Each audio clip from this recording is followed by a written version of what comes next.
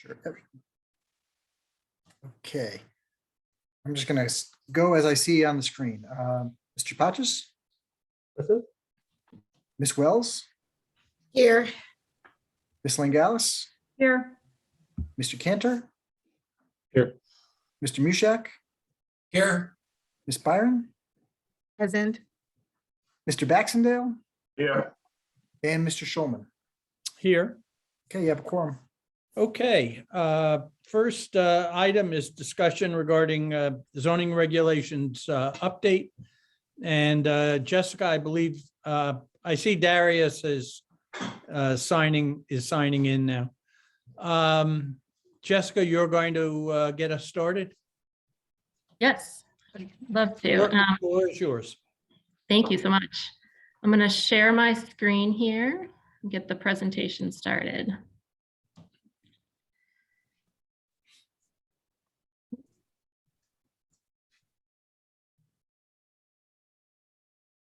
Okay, can you all see my screen? That's perfect. Thank you. Is that great? Okay, great. Well, hello and good evening, everyone. I am Jessica Wilson with Town Planning and Urban Design Collaborative. We are the consultants working on the building zone regulations update, and I am the project manager for the project. We also have on tonight Bill Wright, our director of coding. So I'm going to go through tonight an update on where we've been, where we are, and where we're going. So first off, where we've been. We've reviewed existing documents. We've had conversations and interviews with staff, public officials, and stakeholders about issues with the current regulations and also goals for the new regulations. We've done a tour of Norwalk with staff as our guide. We've conducted synoptic surveys. We've provided multiple opportunities for engagement with the public. We've analyzed how the new regulations can address goals, and we've translated existing zoning districts to new character districts. And I'm going to go through these in a little more detail now. So first, we looked at the Plan of Conservation and Development and looked at what their goals were for the new regulations, and they were to rewrite and modernize the building regulations with best practices and user friendliness.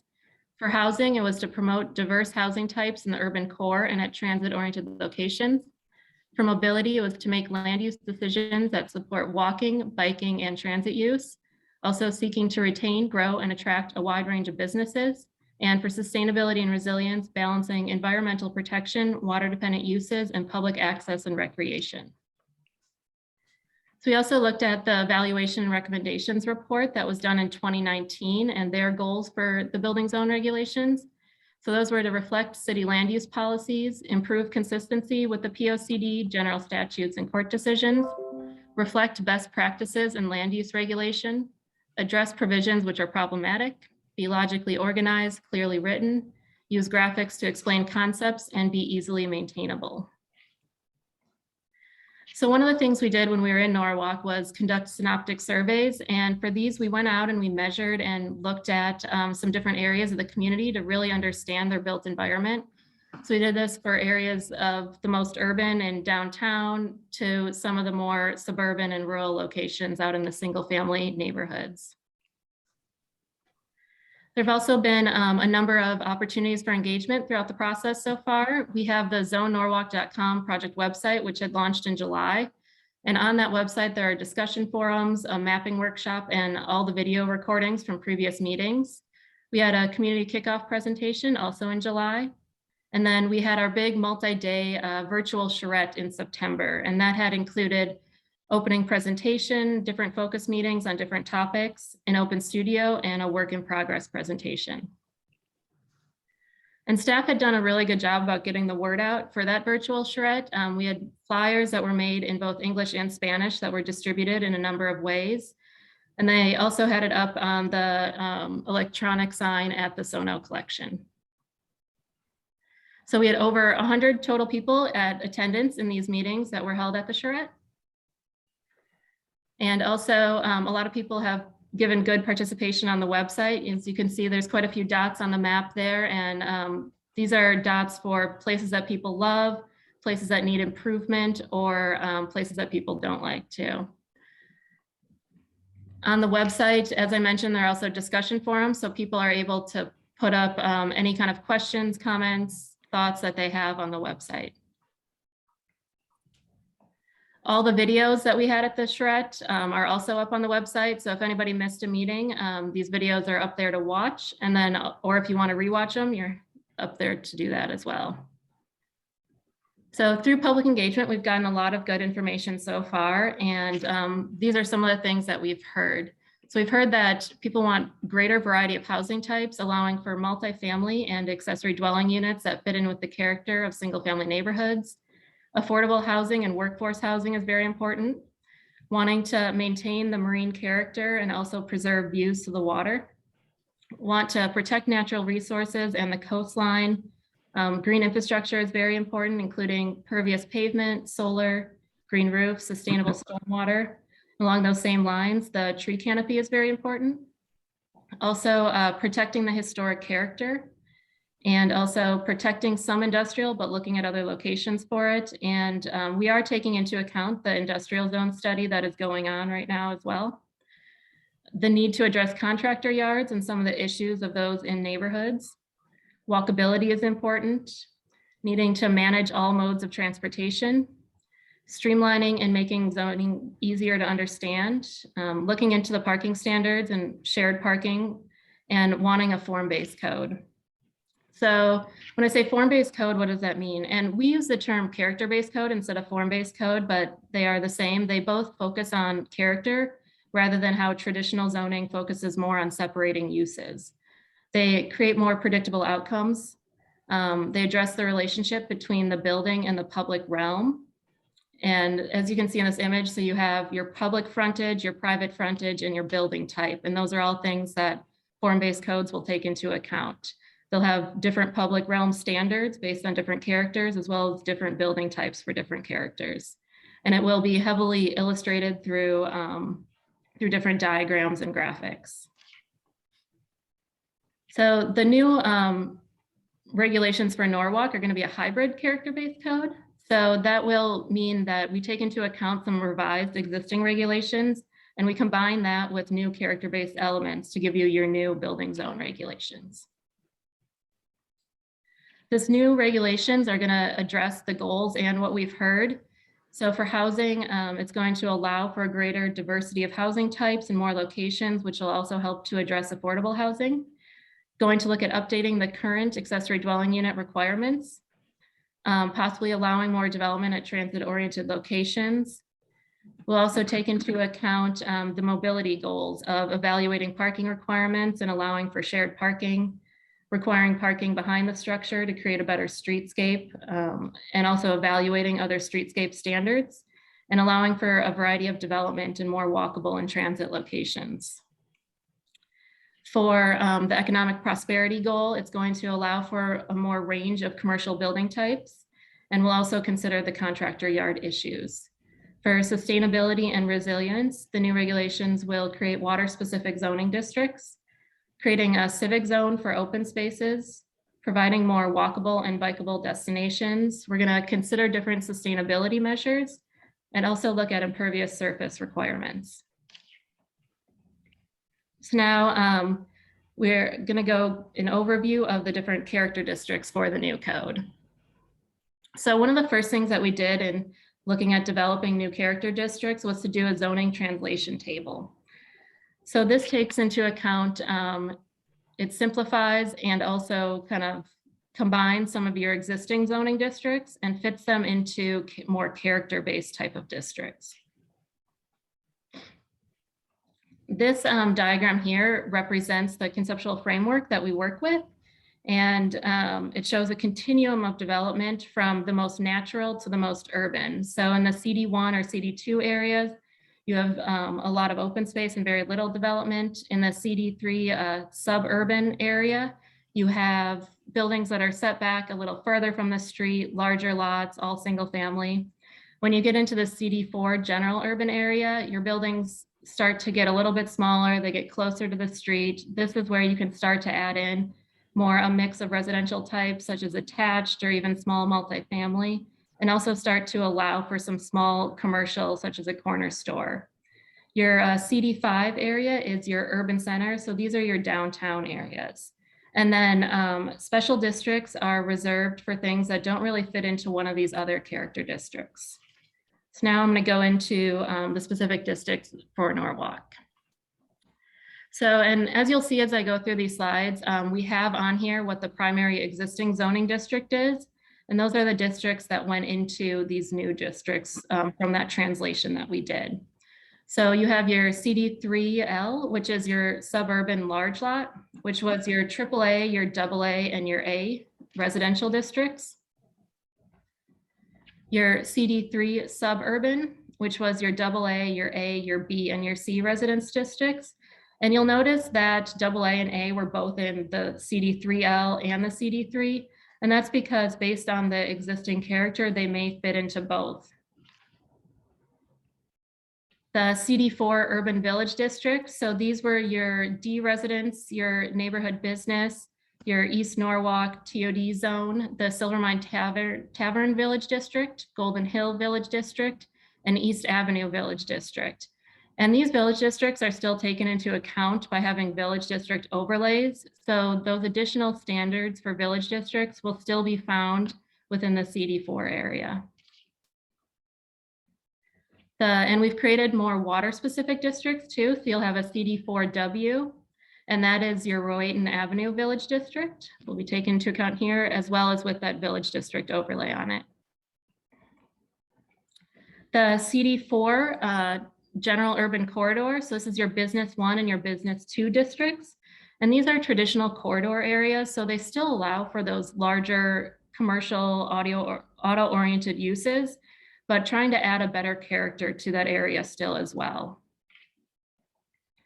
Then your Cd5 Urban Center, which is your Washington Street Design District, Reed-Putnam Design District, Central Business District, Sono Station Design District, South Norwalk Business District, and Executive Office District.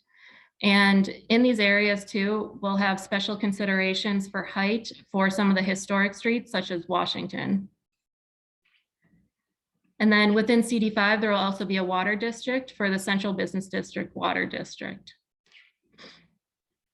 And as I mentioned, there'll be special districts for those districts that just really don't fit into one of the other ones.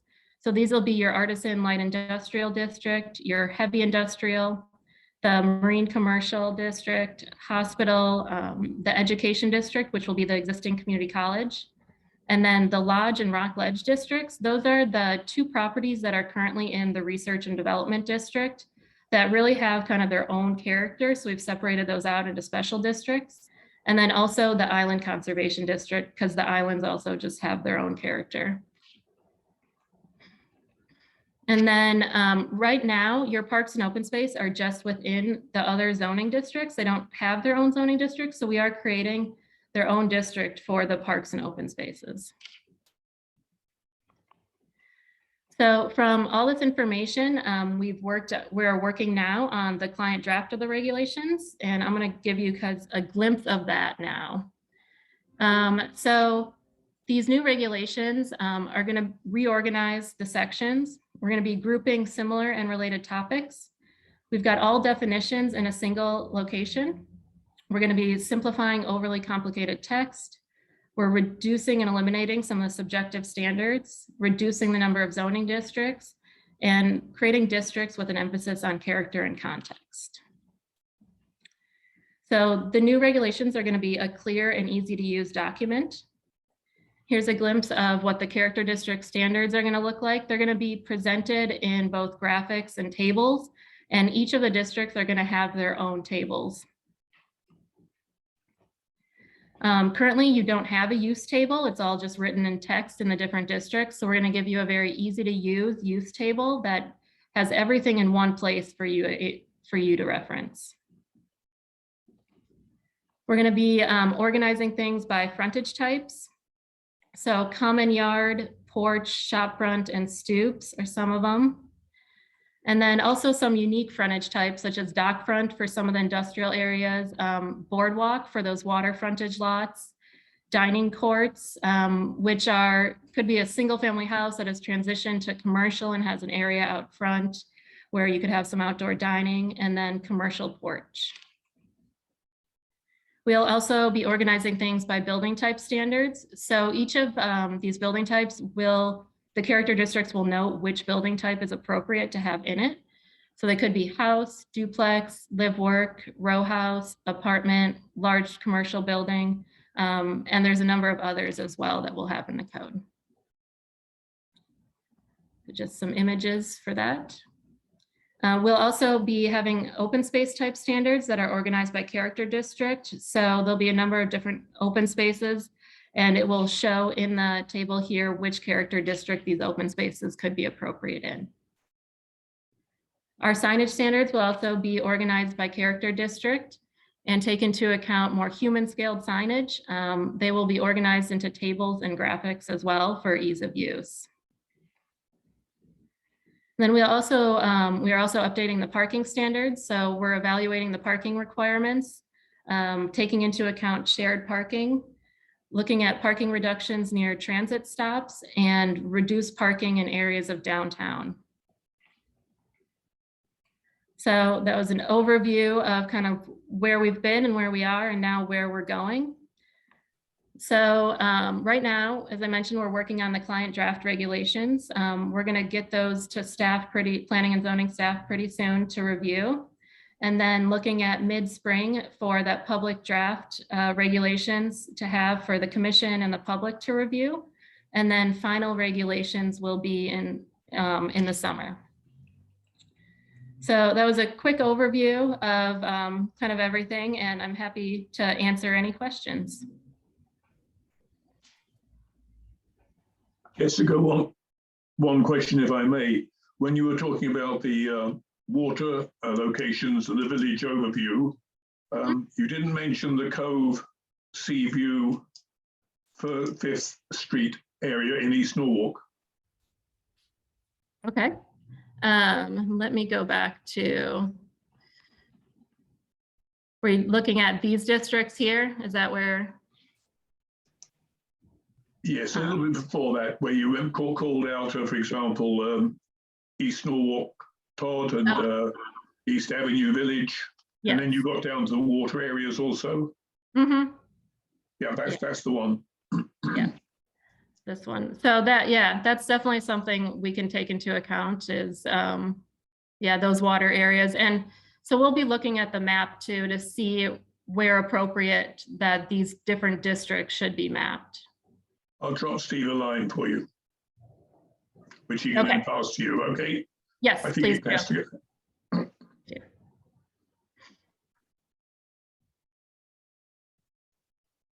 Are there other questions for Jessica on this material? All right, can we just see the timeline one more time?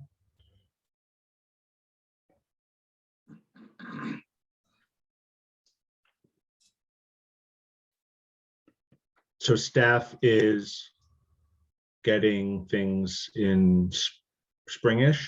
So Sorry. staff is actually getting things in about a week and a half. So staff, Whoa, yeah. nice. Yeah, so we're moving along. So staff will have it in about a week and a half. And then staff will have 30 days to review. And then in spring will be when it is available for the commission and the public to review. Gotcha. So we won't get to it till spring. Okay, cool. Yes, it'll Thank you. be Thank you so much. about mid-spring for you all. Looks like Steve, you have your hand up. Yes. Which district is most challenging for you, Jessica, and Ooh. for your team, Most challenging. and why? And why? It's a good question. I think it was, you guys have a lot of districts. You have a lot more districts than we have in other areas too. So I think it was just most challenging to see how we can combine those different districts and what makes sense for that. So I don't know if one was more challenging than the other, but, and taking into account the different design districts and village districts and make sure that we're still having all the important things in the village districts while still trying to minimize your number of districts was something that was challenging, but I think a good challenge. So Does which that answer my district is question? no? Okay. It doesn't. No, sorry. I don't know if, what do you mean by challenging exactly? Well, as far as connecting them together, do you look at Okay. transportation hubs? Do you look at transit hubs to go from there? Do you look at from outward in or inward out? Like, how do you look at combining them? what approach do you take? Yeah, so let me go Pedestrian back walk, to our. safety, traffic, what? Yeah, so when we look at combining the different districts, we look at all the different metrics in the districts, and we use this zoning translation table to see how similar some metrics are, to see what could be combined.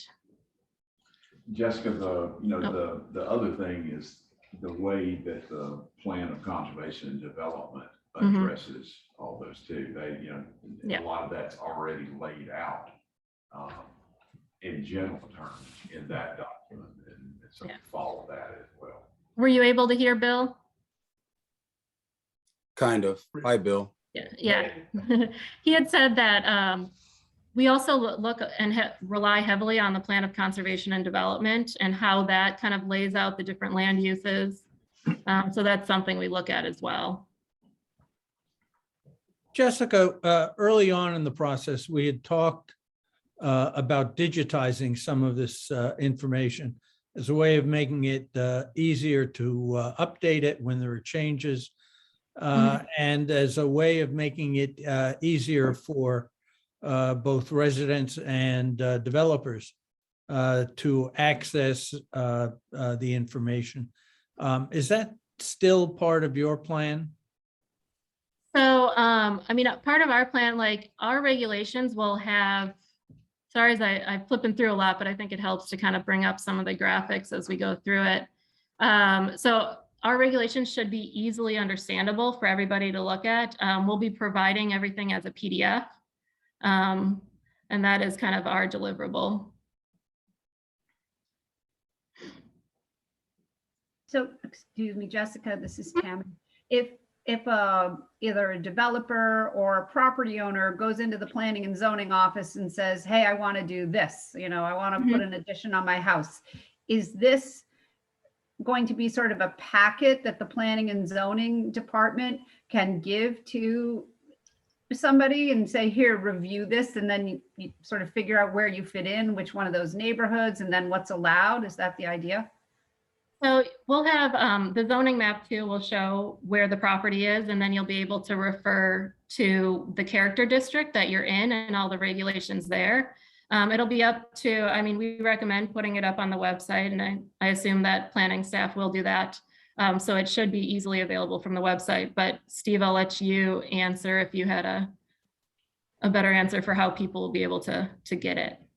Well, maybe one more question before Steve answers. Yeah. You have these character districts, but different properties are in different zones, A, B, C, etc. So do you layer the character districts on top of the already existing, AAA, A, B, C, D zones? So those existing zones will be combined into these character districts. So you will no longer have your AAA zone. Your new AAA zone is going to be your CD3L. So you won't, so it'll be, these will be new districts. So it won't be layered on top. All right. So all of those traditional districts are going away. Yes. I mean, yeah. And we're keeping we're looking at what the standards were in them though, and still kind of bringing forward a lot of those standards, but it'll all be into the character districts, and those old districts will be going away because they'll be simplified and combined. If you might mention the. Do we know of any of our surrounding towns or anybody in Fairfield County that's doing this? Steve Kleppen? I'm not aware of anybody. I don't know what Stanford did with, they're the only one that I know of that's done a kind of a recent zoning regulations update. I don't recall what they did in terms of the type of code they put together. I know actually TPUDC did Portchester's, who did form-based. Hartford's gone to that model. And a lot of other communities are kind of moving in that direction. To get back to your first question, so there'll be a new zoning map. So it'll be just, City of Norwalk zoning map, and it'll have these character districts. And they'll be technically the zones, so that you could think of them the same ways. It's just different classifications. They'll be the boundaries will be somewhat different in certain areas. Because they're, yeah, as Jessica indicated, particularly when you get into like the downtown areas, you have the Reed-Putnam districts, where I think there's 5 separate Reed-Putnam districts for absolutely probably no conceivable reason at this point in time. Central business overlaps that, then you have the TOD in South Norwalk. So it makes sense to kind of think of some of these in a more uniform light. Same with the, like the business 1 and business 2. There's really no reason to have a business 1 and business 2. They kind of function the exact same way. So that's kind of part of the simplification process. There's definitely going to be an educational and a getting to familiarize yourself process with this, because there are going to be some new concepts in here. But at the end of the day, I think the graphic presentation as well as the tables that will accompany the document will make it easier to use over time once people just get a little more familiar with it. Yeah, just people think, like in my profession in real estate, people think, okay, I'm in the A zone, my setbacks are this. Now you're going to be in a character district, which I guess it will define the lot size within that, but it will be an education, and maybe it's something we take out to the public and the real estate agents in Norwalk. Yeah, that makes a lot of sense. Yeah, and as Steve mentioned, yeah, we say character district, but we could also be saying zone. So it'll be your CD3 zone, and it'll have your setbacks, your heights, all of those standards that you're finding now in your A district too. So we're keeping the standards, just kind of changing the name of the district and looking at that. And I will mention too, when we talk about combining districts, so the village districts, even though you had seen like we had combined them into CD4, they're becoming village district overlays. So we're still taking into account, even though they're not all called their separate village district, we're still taking those into account and having their different standards. So you'll still see like Golden Hill Village District in the code. It'll just be as an overlay instead of its own district.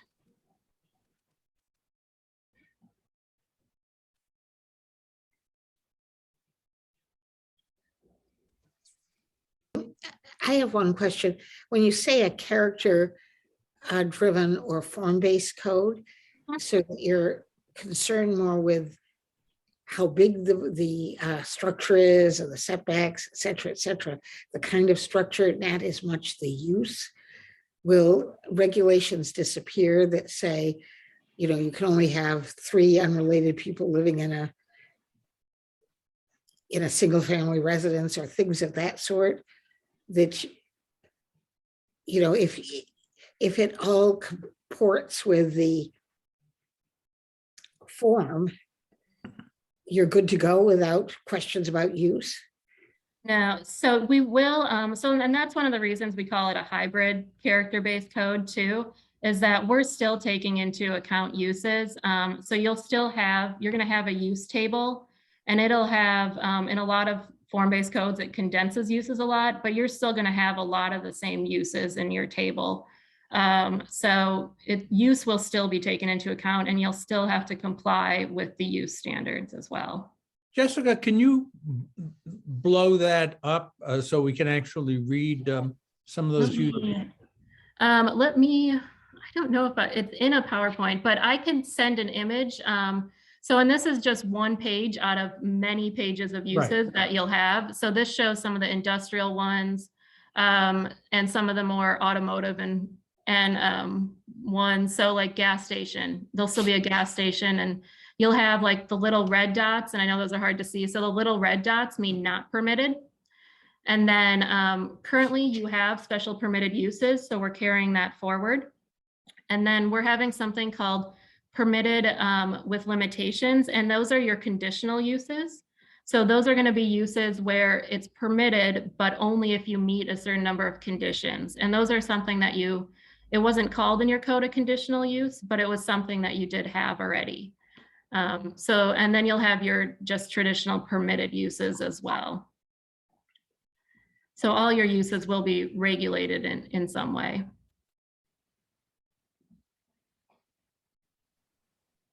And that's all. At the top here is the different character districts. So you'll be able to say in CD3, which is your residential character district, which uses are permitted.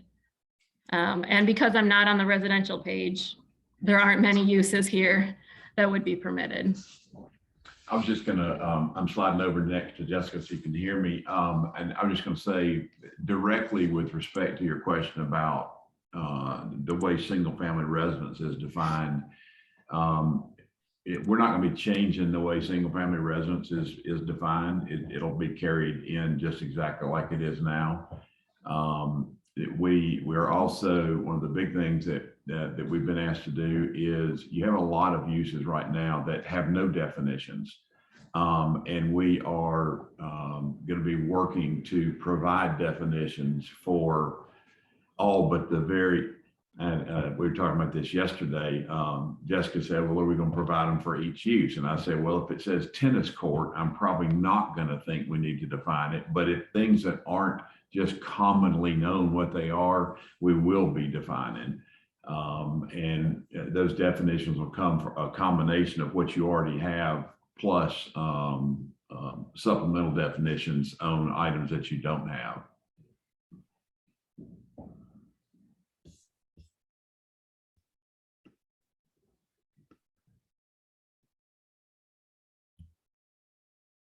Anything else for Jessica?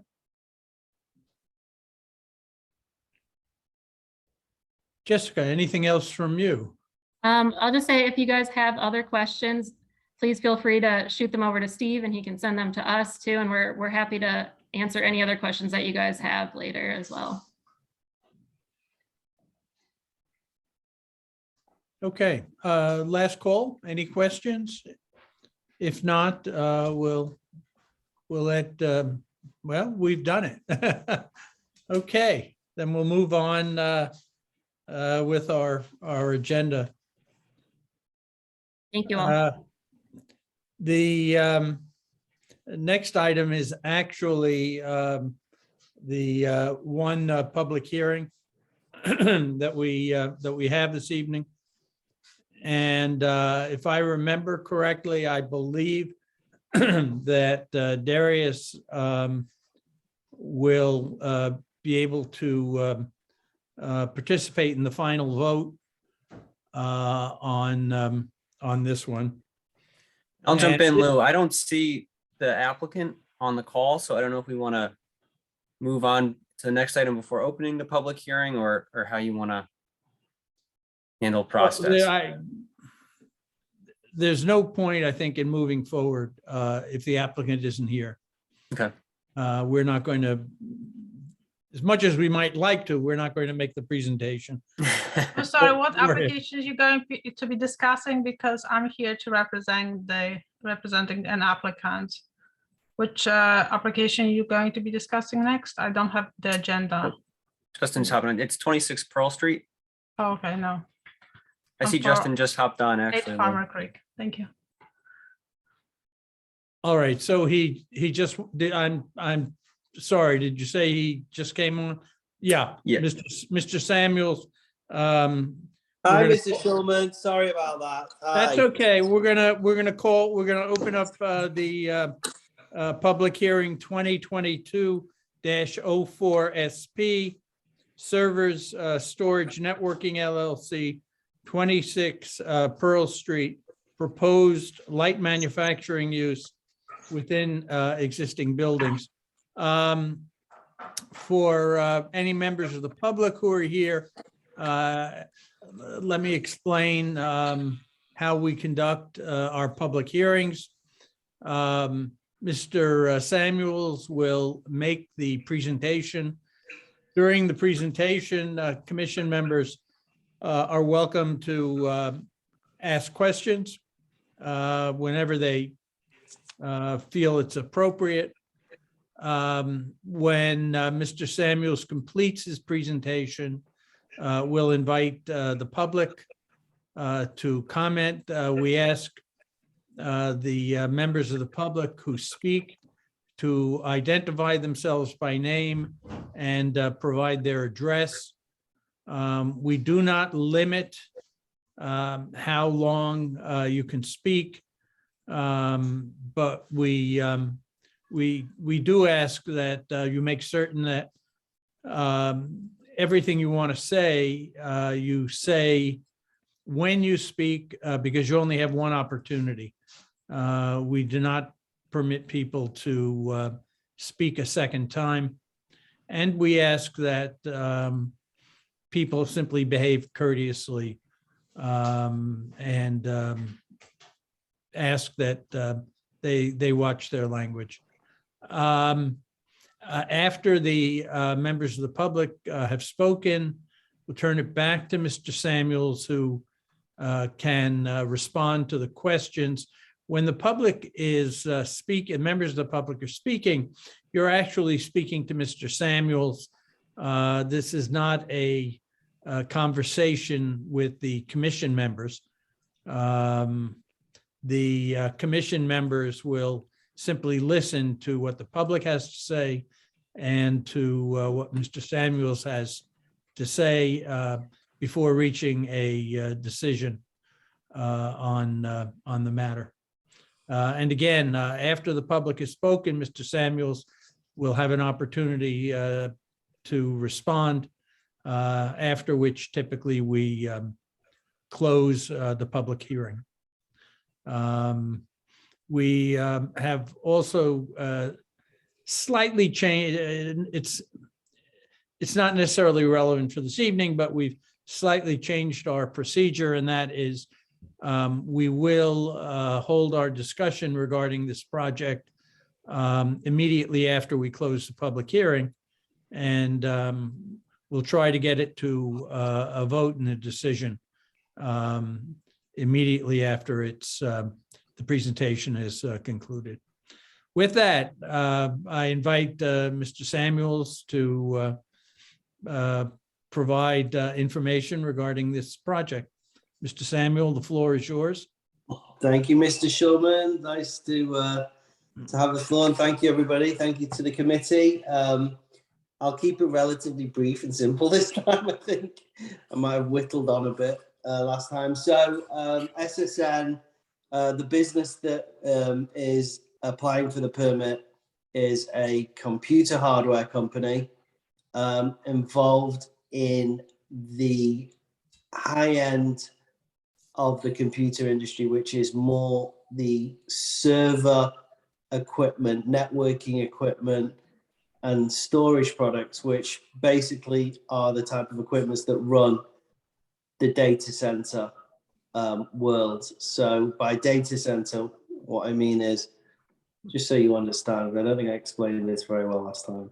So when your phone, if your phone is accessing a website, or you know, you're storing something in the cloud, all that information is all stored in data centers around America, owned by some of very large, by Microsoft and Amazon, and some very small players as well, you know, independent people.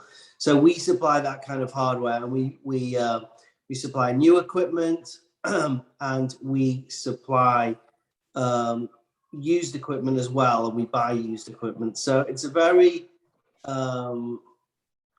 we've classed, you know, our uses as a light manufacturing. And much of the business we do is actually distribution of retail box new product that doesn't really require any, you know, much touching. So the product comes in and the product is stored and the product leaves the building. We carry a very large inventory of that product, which is why we needed the bigger space. I think I mentioned before that we started in Norwalk 7 years ago from a 1,500 square foot space. So this building is quite a jump for us as a business. So it's well needed, because we're completely out of space where we are. We're only 500 meters down the road, as it happens, on Perry Avenue. Now we're moving to Pearl Street, so it's great from that point of view. But in terms of what we do, it's very low touch on the distribution side. And then the light manufacturing comes in when we disassemble used products, or we're remarketing used products where we would need to test the products, repackage them, and things like that. And also we would be light manufacturing when we do configurations for clients. So we configure systems with particular particular, memory or storage requirements or networking requirements for all sorts of people, and we drop ship to clients, so we sell directly. I mean, I think I mentioned before, I think of our clients, not directly but indirectly, we're regularly shipping to all the top Fortune 500 companies, very specialist parts that often they often can't get somewhere else quickly enough and what have you. And that is because we are storing the products on site. We're not a drop ship type company. We're actually holding large inventories, which is moving all the time. So we're able to supply our customers with the kind of things they need. It's kind of like you can think of it like almost like an auto parts business, that type of thing where people need, the car breaks down and they need a specific part, a specific car. So that's why we went for the light manufacturing. So as I mentioned, we'll be located 500 meters down the road from where we currently are, which is great. We are upgrading certain things like the fiber connection to this building so that we get high-end dedicated fiber, which is our connection to the internet. So we're upgrading that kind of thing, and obviously we're refurbishing the old gymnasium space that was LA Fitness or Fitness First, I always forget. And we will be pretty much less hours than they had before. So before, I think LA Fitness was open till 10 or 11 at night.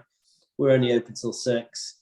And we start later as well. So they might have opened at 6 or 7 in the morning. I think we open at no earlier than 8 o'clock.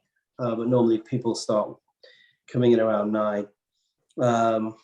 There's 20 employees on site, and at the moment we have an office located in Europe, but they're not generally obviously on site. And the majority of the people we have, I would actually say it's a fair 50-50 split between warehousing and engineering staff, and then kind of office staff, including salespeople and accounting. But we're hoping to grow that number. We have a very diverse staff. I have people working for me all the way from the Bronx, from Bridgeport, all over the different parts of Connecticut, places sometimes to an hour away. So we've got a great staff. Some of them very young people that have worked for me since they've left college from the computer college, which used to be based in Bridgeport, but they're kind of moving around now. But it was a fantastic training college for kids who wanted to learn about computers. And I think I've got 3 of their students so far, but they joined me when they're young. And so that's good. So we're employing young people, and we discussed the parking and what have you before, that the fact that the goods are not very bulky compared to their value. So we don't have a lot of bulky containers and trucks coming in and out relative to a normal distribution business, because we can fit a high value of product in very small packages. So I think that is fairly pretty much it, apart from to say that I'm really pleased with Brian Baker and the rest of his team for all the help he's given me. He's been brilliant, guiding me through the process. We have worked with pretty much all the different departments in the town. We're working with the fire department, working with DPW, conservation, various people that I've met, and it's been fantastic. It's just really pleasant experience as it happens. And,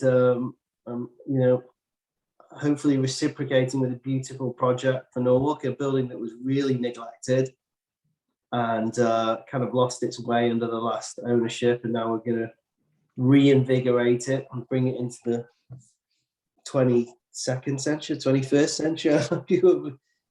2022. And we're going to really reinvigorate it and hopefully grow and bring some exciting business to Norwalk. And I appreciate all your comments and questions, and I'll leave it there unless there's anything I've missed. Mr. Samuels, obviously, like any successful business, you're hoping to grow. What do you see as future growth? You say now you have about 20 employees. Right.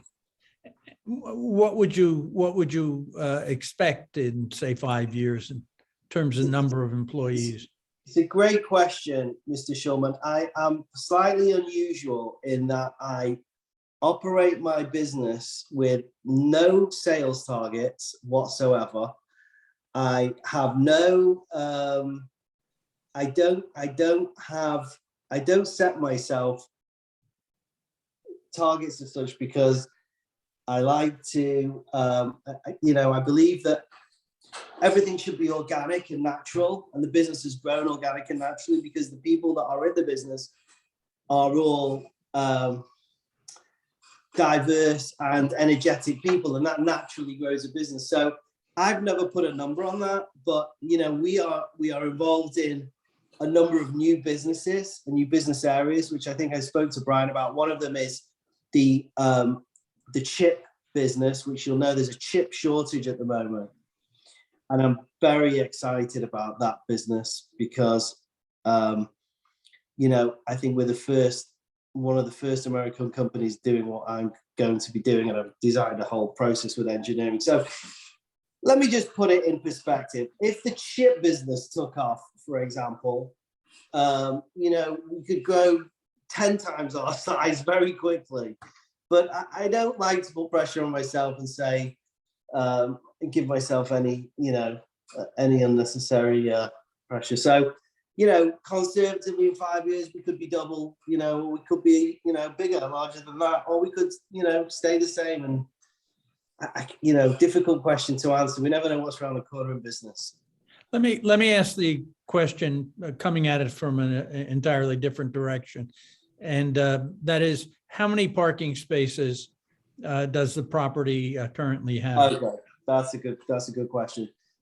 Brian mentioned that there's 145 spaces, and I seem to recall that there's 190 spaces. I don't know where I got my number. I'm tempted to go with Brian's figure because he works for the town, but it's between that number, 150 to 200 spaces, let's say. And currently we'll only have 20 spaces occupied. Plus, we are going to take a few spaces for when we're not going to park in one section of the building where the trucks will come in and out, which previously were used as parking. So that might be 10 spaces, but we're really overly spaced for the area. Now, I must say to you something actually interesting. Since we bought this building, we have had so many contractors and so many people who run things like companies that are managing, you call them dumpsters, we call them skips in England, dumpsters, and people like that desperate to rent and to take, some land off our 3.5 acres. We are not allowing that. We're not renting any land out on that property to any of the contractors and people, even though they're desperate. And I feel for them because they're all looking for space in Norwalk to park their trucks and all the different things. But I'm not going to do it because I want the image of the building to remain, technology, office, distribution. I want to keep a high brow, so to speak, on the building. So I'm not allowing anything like that. So the car park is enormous compared to the amount of staff we've got, and it's going to remain fairly empty. Are you considering solar in your redesign or improvements? What? Sorry, I missed that. Are you considering solar on the roof at all in your improvements? I'd love to. I really would. I'm very SSN, our company, donates the main charity that we donate to every month. There are 3 different rainforest charities. I'm quite into nature and conserving energy and what have you. And members of my family are in the conservation, area as well. So yeah, I mean, I would love to, but right now I think we have to focus on moving our business and getting in. And we have, with all the changes we've made inside, we are going to be more energy efficient already. But yeah, it's a difficult one. It's something that I would want to do in the future if we could.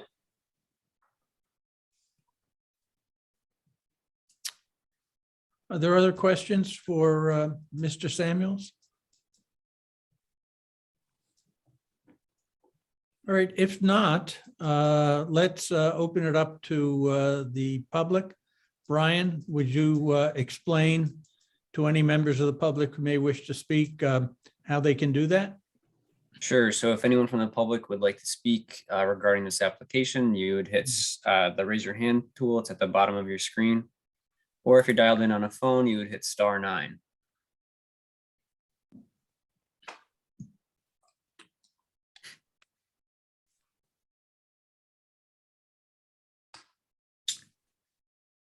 I don't think so, Lou. No one, huh? All right, let's just give it one more minute. Would you like to ask me any other questions about the business or anything, Mr. Shulman, while we're waiting? Or am I not allowed to speak now?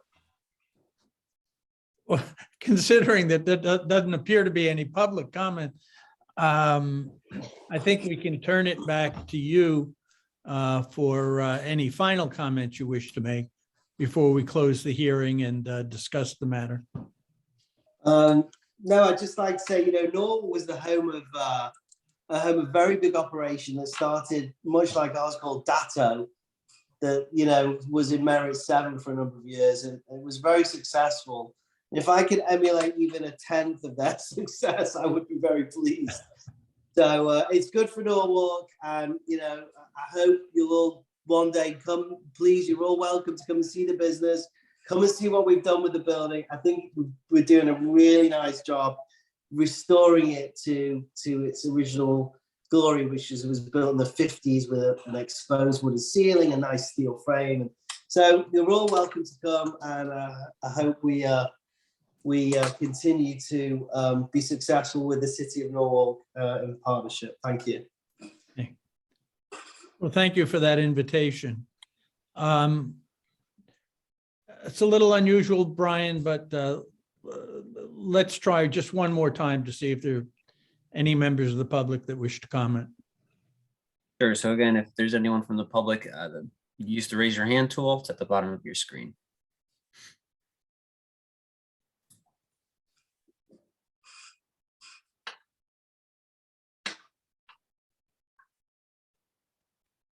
I think we're all set. Okay, then let's officially close the public hearing and move on to the next item. And that is action on this matter. Someone like to begin the conversation? Lou, do we start by making a motion and then have the conversation? We can do it. We can do it either way. Probably makes more sense to make the motion and then move forward on that. Okay, then I would make a motion to approve the application as submitted. Second. I that? second that. Okay, Steve, was Yes. that you seconding? Yes. Okay, Sure. so we have a motion, we have a second. Brian, do you want to put up language to approve?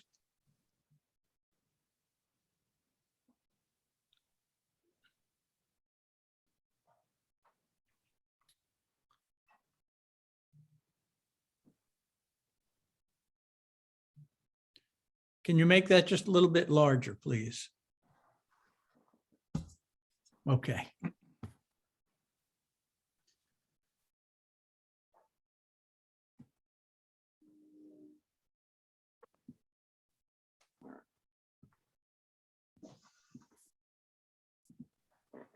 Okay, discussion on the matter?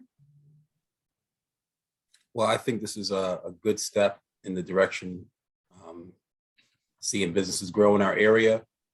It seems like the applicant not only takes pride in his business, but in this property and his adjacent parcels. I think it's good for us to support initiatives as such, open to expand by improving his building with alternative technologies and alternative energy sources. And that's the reason, one of the many reasons why I think we should move forward with it. Other And to that, comments? Adding to what Steve said, it actually puts Norwalk in the map because peripheral type of businesses are rare in this area. And so we will be following with the path that, let's say, Stanford is doing, following all of the technology moving to this area. Thank you, Hector. Sure, Mr. Chairman, probably should, at this point, I believe you were seating Mr. Williams, should probably, since he's already commented, seat Mr. Pachis as well, so that way you have 9. Oh, that's just for fine. the- for All the- right. This final phase. That's fine. Then everyone can vote on this one. I'm sorry, it should have occurred to me when We actually we- have, I think you'd have too many if everybody voted. So just JJ will set this one out. Okay. Comments from anyone else before we vote? I have Go one ahead, Mike. comment. Go Yeah, ahead. I'm gonna support this, and you can't help but think of the movie Wall-E, Wall-E, from many years ago, with a little computer that was adorable that went around recycling computer parts. So if you haven't seen that, it's just one of my favorite films, and I'll just say that, but I'm ready to vote for this. Well, Mike, I don't want to be argumentative, but I slept through that movie. Lou, come on. I did. No soul. I wish you hadn't told me that, but anyway. I'm with you on that one, Mike. Thanks. Any other comments before we vote? All right, if not, let's do a roll call on this. And a yes vote is in favor of issuing the special permit. Okay, Mr. Pachis, Yes. Mr. Williams, Yeah. Mr. Ferguson, Yes. Mr. Mushak, Yes. Ms. Wells,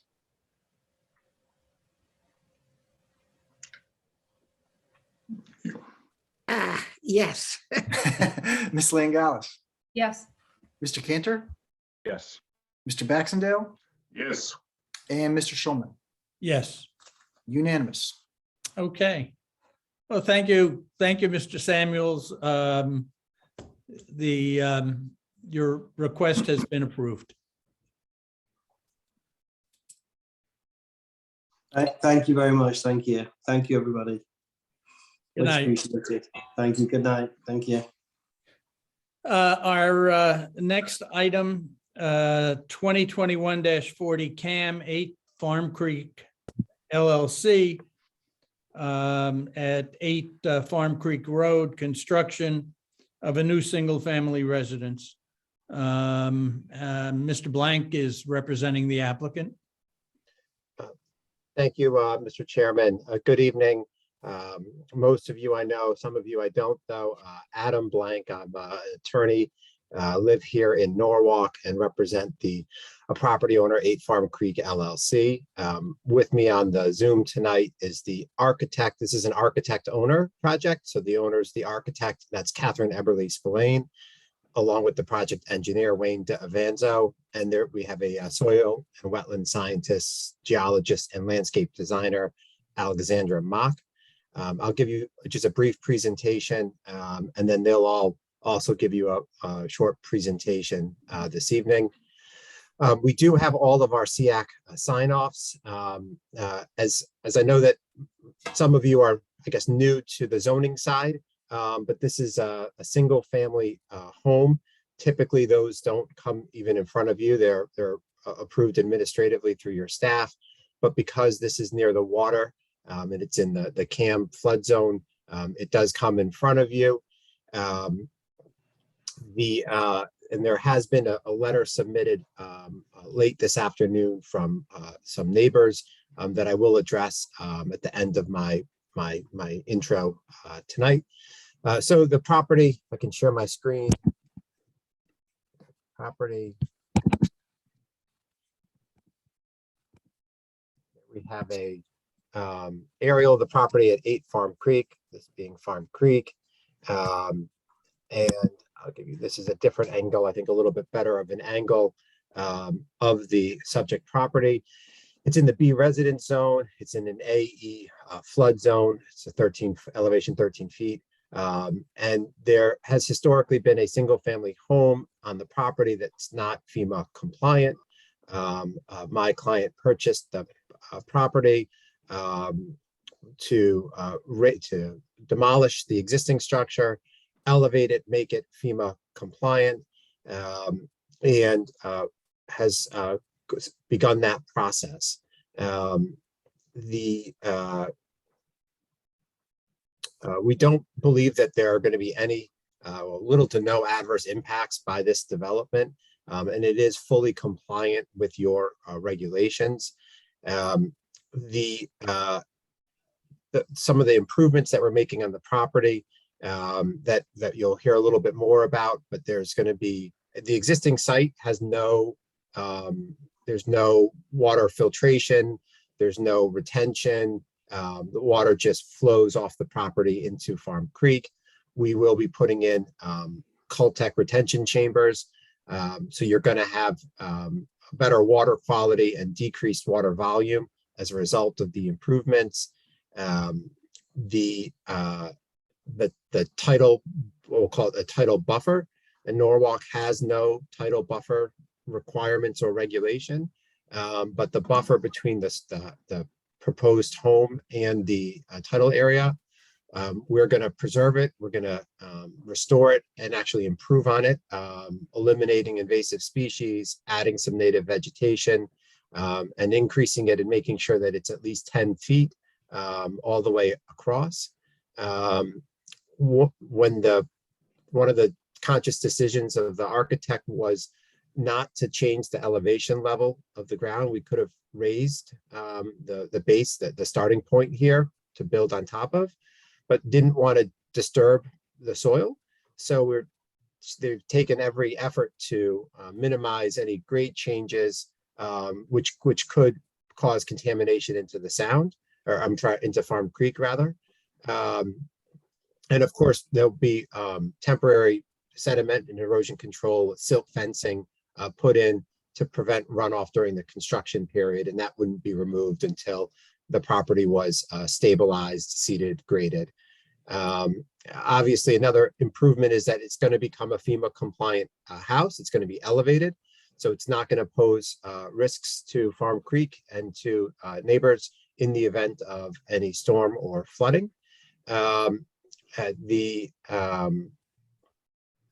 We did, by way of background, this was initially going to be on, I think, roughly your January 4th or 5th, an early January agenda of yours.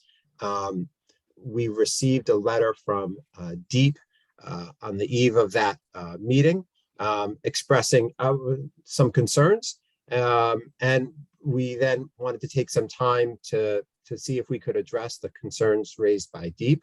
And so over the last month and a half or so, we've tried to address those concerns. And then we did get, again, late this afternoon, a letter from some neighbors that I believe you also have in your file. And we believe that by and large, those concerns, the expressed concerns, may be different from the unexpressed concerns that this property might obscure the views of some of those neighbors to the waterfront. And therefore, if they could prevent the house from being constructed, that would be advantageous to them. But Adam, to address, have you gone back to Deep at all? Or maybe you're about to get to that. So Deep, we've addressed Deep's concerns. Deep has not. There's nothing to get back to with Deep. They've sort of given their input to you for you to consider. But we haven't. I guess I can deal with Deep's concerns first. We did, after we got their letter, they had concerns about the deck off the back of the house. It was 32 feet wide, running towards the water, and we've we've taken that deck, and you'll see in a few minutes, but we've reduced it down to 25.5 feet. So we cut 6.5 feet off of the deck to pull us away from the wetland. And additionally, the sort of footings for the deck, instead of being at the edge of the deck, they were cantilevered in. So although the deck is now, say, 6.5 feet further removed from the wetland, the piers for the deck are removed and are moved back another 2 feet further. So the first sort of structure that touches the ground is about 8.5 feet further away from the wetlands than what was originally proposed. That deck is, of course, pervious. Water will flow through the deck, and there's no concrete pad underneath it. It's going to drain underneath it, whether that will be gravel or grass or some other kind of landscaping. I'm not certain, but it's not going to be a pervious surface, so water will be able to filtrate into the ground there. And that was in response to Deep's concerns. We weren't able to, if we pulled the deck back further, you lose the ability to put a table in there or chairs, and it sort of stops to function as a deck. But we did make that, which we think is a significant concession. Additionally, we agreed to increase the buffer for the wetland. It's 10 feet now. And we've agreed, which wasn't originally, we agreed to increase the plantings, the native plantings in the buffer. We've also agreed to remove the invasive species. So we believe that we now have a much stronger fortified buffer, and you'll have Alexandra can speak to that, but that was in response to Deep's comments. The Deep did have a comment that that they did not like that the footprint of the home was going to change from the existing footprint. And to me, that is a little odd. I mean, number one, there's no regulation. I mean, it would be easy enough for Norwalk to draft a regulation if you wanted to have such a regulation, and then people buying and selling houses could, when people are buying land and selling, they could plan for that, and their architects could design for it, rather than, you know, on the eve of a hearing when you've already got all of your documents designed, having to go back to square one. I think that's a problematic approach. But additionally, what if the footprint were 4,000 square feet and we wanted to make the footprint 3,000 square feet? That would be less. So that would be okay. But if the footprint was 1,000 square feet and you wanted to make it 1,200 square feet, that would be inappropriate. So I don't think that, I mean, I don't think that's a good measure. I mean, you pick setbacks that you're comfortable with. If you want to have a maximum square footage for your footprint, that seems reasonable. But simply saying that this is going to be different or bigger than the old one, I think that would be a bad approach. And some of this ties into the neighbors had concerns. One of the concerns was about a tree that was removed.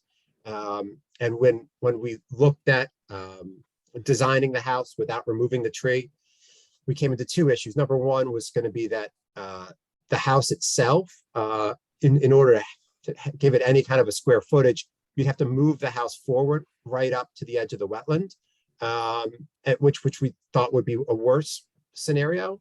And two, that this oak tree that was removed, they brought in before it came down arborists to see if what they thought of preserving the tree, and we're told that it was at the end of its life cycle, and that it was likely to pose a risk, if not now, in the very near future to neighbors. This is the tree that was removed, and I'm sure that Mr. Mushak will tell me if I'm wrong, but I don't know how many years that tree could safely stand, but there's a significant amount of rot in the tree. So that wasn't going to indefinitely survive, and probably would have posed more of a health and safety risk than any of the improvements that we are proposing.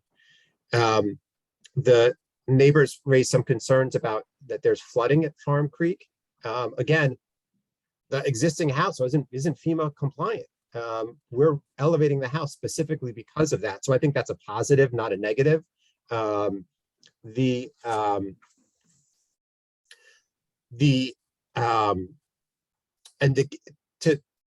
goes with the Deep's comments about the footprint of the house. And if you compare it, this house that's being proposed is a 4,500 square foot residence. It's not small, not a monster. The authors of the opposition at 6 Farm Creek, that's a 4,000 square foot home. At 5 Farm Creek, that's a 5,000 square foot home. We're dab smack in the middle of what they've already got. If you look at coverage for the footprint of these buildings, again, we're 8 Farm Creek. We're at 2,010 square foot. 4 Farm Creek is 2,500. 5 Farm Creek is 2,140. 6 Farm Creek is 2,015. 10 Farm Creek is the only one that's smaller at 1,900. 12 Farm Creek is 2,085 square feet. So this is a roundabout way of saying that, this house that's being proposed is exactly what's already at Farm Creek and very much in line with all of our neighbors, and not what's in the opposition letter, what's described as my clients of squeezing every last bit out of this property for profit. That's not the case. And you'll hear from the owner that in fact, the house could have been built much larger, but they tried to be cognizant of the surroundings and limit the size of the home. So I do think that we've addressed adequately Deep's concerns.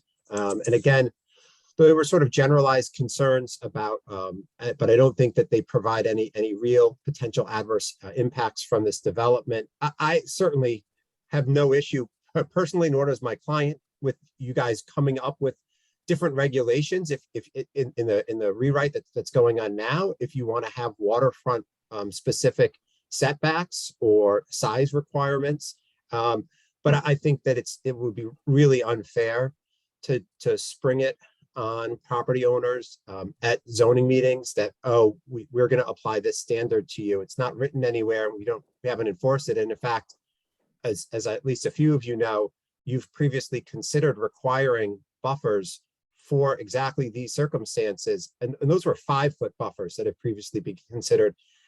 And they never even made it to public hearings because they were just rejected out of hand. And I was an advocate for the 5-foot buffer, but those never made it anywhere with planning and zoning. So I do think it would be quite unfair to impose more than the 10-foot buffer that's being offered in this case on the property owner. Again, I don't think that there's a need for a public hearing in this case. I don't think there's been one on a single family home in, maybe I'm wrong, but 5-10 years, maybe since Bruce Beinfield's house went up. And of course, the concerns that the neighbors have were articulated in a letter. So they've essentially participated already.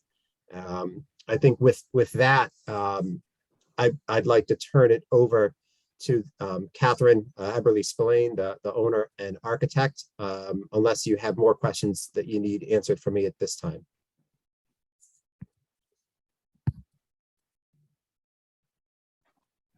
Lou, you're muted. Lou, you're muted. Yeah. Thank you, Steve. I was simply asking if there are questions for Attorney Blank.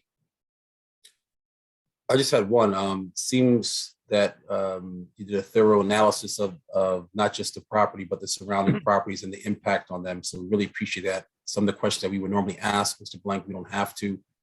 So thank you for saving us some of that time. Sure, thank you. So can I take it over, Adam? Hi, everyone. I'm Catherine Eberly Spillane. I'm one of the 3 co-owners of 8 Farm Creek LLC. My 2 other coworkers, one is the builder, and the 3rd partner is actually a Rowayton resident, Amanda Spatola. But I'm also the principal of the Darien-based architectural practice workshop. Prior to moving to Connecticut, I worked for 12 years between New York and Chicago, specifically on water-based and alternative green architecture. And you'll hear in a second why this is my first foray into development. But I wanted to speak to the project's overall design. First, the initial driving concepts, and then I'll end with just highlighting the changes and improvements we made in light of Deep's and P&Z staff's comments. The goal at 8 Farm Creek was to design a historically appropriate and scale-sensitive house. I want to reiterate, tagging off of what Adam was speaking to, none of what we're doing is within Deep's coastal jurisdiction line. We are well landward of the CJL. And this project initially, and once we went through revisions, everything from day one has been designed within the rules and regs of the established Norwalk planning and zoning. The project deliberately did not max out the coverage allowed by zoning. I left 332 square feet on the table, focusing on a high quality design that wouldn't overwhelm the site. This effort was in direct reaction against the common practice in new build architectural development of using every allowable square inch. It's something that I personally struggle with, particularly in Fairfield County. And I wanted to attempt to show people that you can develop thoughtfully without completely obliterating the land. As Adam mentioned, one of the other tenets of the design was to not in any way disrupt the site in terms of grading or changing elevations. We made a conscious effort to design something that would not require us to seek a height variance, despite raising the house to be FEMA compliant. The roof peak would, assuming we are ever allowed to do this, would sit just below the 39 feet. That's the 38-foot peak grade to peak allowed in zone B, plus that additional foot that we get for being in flood zone A. This is a considerable design challenge to create a 2.5-story home under 39 feet while raising the first floor elevation to be FEMA compliant at 15 feet. I did feel it was of utmost importance to be respectful of the Farm Creek neighborhood and its established context. We did not max out the side setbacks on the 70-foot wide lot. By zoning rules, we could have had a total of 17.5 of combined side setbacks. Instead, I chose to design a house that was only 50 feet wide, leaving 10-foot setbacks on either side, so that the resulting effect of Farm Creek Road wouldn't read like a dense wall of houses around the water. The neighboring houses on Farm Creek Road, both on the water side and on the landward side, are 54, 53, and 52 feet wide. For reference, the original house that sat on this property was 53 feet 6 inches wide. That was inclusive of the house, the carport, and a large shed. The front and back facades were designed to break down the overall project massing so that the resulting house didn't feel uniformly flat or overwhelmingly massive relative to the site and the neighborhood. A shorter gable roof mass juts out in the front of the overall main gabled structure. We utilized shed dormers at the second floor to make space for code compliant egress windows and bedrooms without creating bulky or visually unpleasing masses. I borrowed heavily from the architectural precedent set not only in the Farm Creek neighborhood, but in Rowayton at large. Specifically, the newest house on Farm Creek at the very end that was readdressed as 7 Samus. That was done in 2015. So most importantly, I want to address the changes and revisions we've made in light of the January 4th letter we received from Deep, and in addition, the comments we got from staff at P&Z, mainly based on a January 13th phone call that Adam had with the staff. We've made the following design improvements. We revised and reduced the raised deck design. It was reduced from 32 feet wide, and that slight change to what Adam said, he had the direction wrong. I'm talking about the direction running parallel to the water. It was reduced from 32 feet wide, and then we took it down to 25.5 feet wide. The depth of the deck, most importantly, in terms of how it relates to the tidal buffer and the line of the tidal wetland, I reduced the depth of the deck by a foot, taking it from 13 feet to 12 feet, but then to improve it even more, to keep pulling that structure away from the wetland, we revised the structure. So now the deck cantilevers 2 feet over the structural line. That means that the piers, the 4 piers, the only thing touching the ground would be even further away from the edge of the tidal wetland for a total of 14 feet away. The original proposal had a deck, our original proposal had the deck structural line at 10 foot, 10 inches from the edge of the tidal wetland. So we really pulled back. Please keep in mind, this is a raised deck and it always has been from the start of the project. It would be 7.5 feet in the air above grade. The deck structure is open, using only 4 piers to be as minimal as possible without any skirting at the base perimeter. This is going to allow for vegetative cover to run underneath that raised deck. I also think it's important to note that 7.5 feet means no one's creating an outdoor room underneath this deck. There's not enough head height.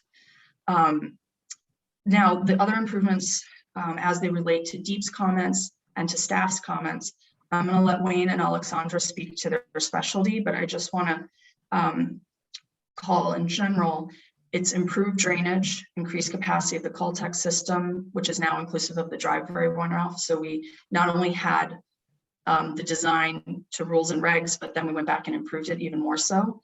And then we also, the intention the whole time of this project, in an effort to be as ecologically sound as possible. For instance, we're not doing a green irrigated lawn because fertilizers are incredibly dangerous to hypersensitive wetlands like tidal coastal wetlands. It's going to be a B lawn, meaning it's not irrigated, there's no fertilizer.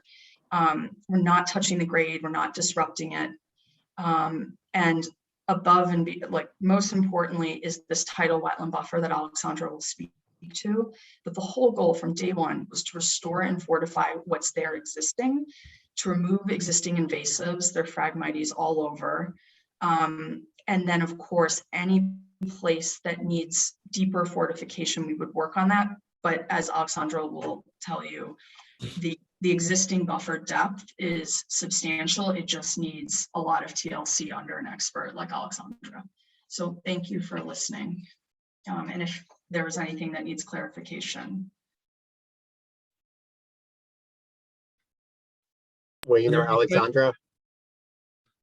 Sorry, Lou. That's okay. I was just going to ask if there were any questions. I have one question. Mike Mushak here. Hi. Hi. Can you explain why you left 10 feet on the table of setback in the front of the house to the front setback, which of course pushed the building 10 feet closer to the tidal wetlands, which was one of Deep's main concerns? It seems to me like that you gave up street frontage for getting closer to the wetlands. I'd like to just know what that decision process was. Yeah. So can everyone see my screen share? Yes. Okay. So you'll see, looking at this site plan, the left half of the house is set 10 feet back. That is because, for various reasons, one of which there is substantial existing landscaping at the front left corner. So it would be the southeast corner. The little tree on there isn't actually this diameter of the tree. It's a massive existing well-established cherry tree. And the other thing that I find important to note, you're looking at the front and one of the side elevations of the proposed house. There's a tendency when people are trying to develop a project and max out the property of getting this massive behemoth flat front elevation. And I tried really hard to borrow from historical precedent of, scales of houses that would historically have been done Rowayton, and obviously not elevated like this because this is a newer revelation.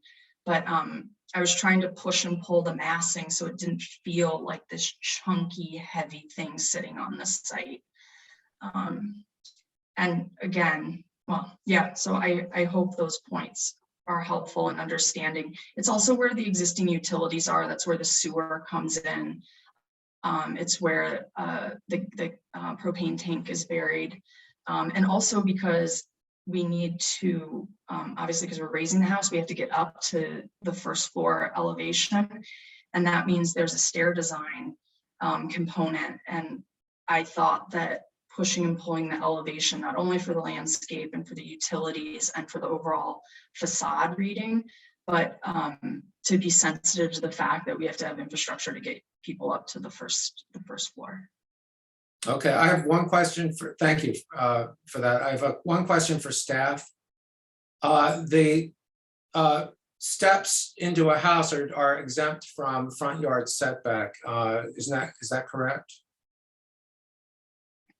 To a certain extent, yeah, you would be allowed to have egress from the front of the house. So typically, I think there might be some dimensional requirements, but typically, yes, you can encroach in the front setback for entry.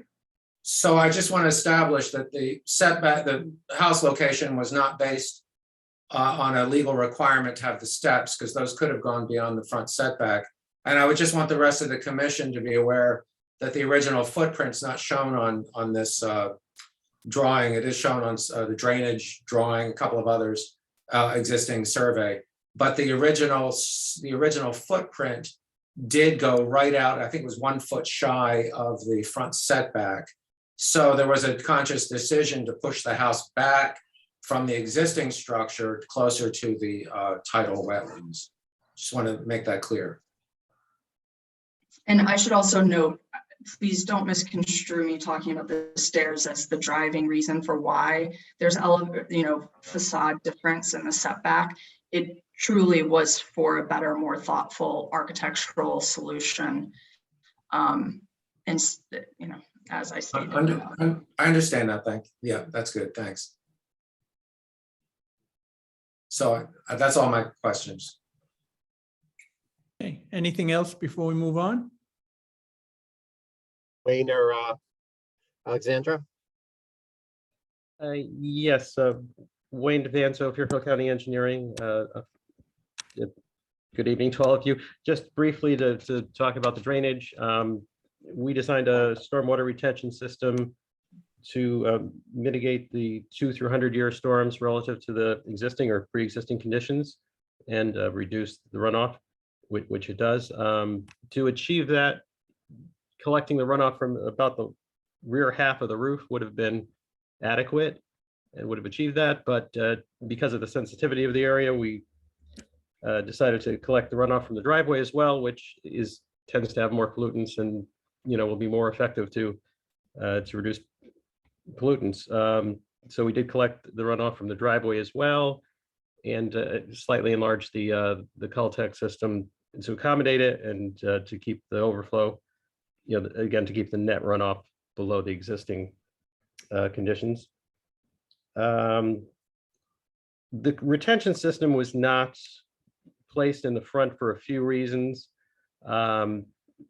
There are the utilities come in the front, and if you can see from the plan that Brian just pulled up, if you kind of try and superimpose what the size of the retention system that's required, it gets difficult to fit it in there with sort of the maze of utilities that are in the front, the water, the sewer. There's also a propane tank there. And also, it is not ideal to, at least I try to avoid, placing a retention system in a way that there is a structure between it and the lower grade elevations that the water will, subterraneously eventually percolate into and try to flow to, which in this case is Farm Creek. And in the front, you'd have obviously the structure of the house in the way. That's not really ideal. So those are the reasons we didn't place it in the front. And we kept it in the back and as tight, as you can see, as tight to the house as we could. And that's about it. If there's any questions, I'd be happy to answer them. I have one question, Mike Mushak here.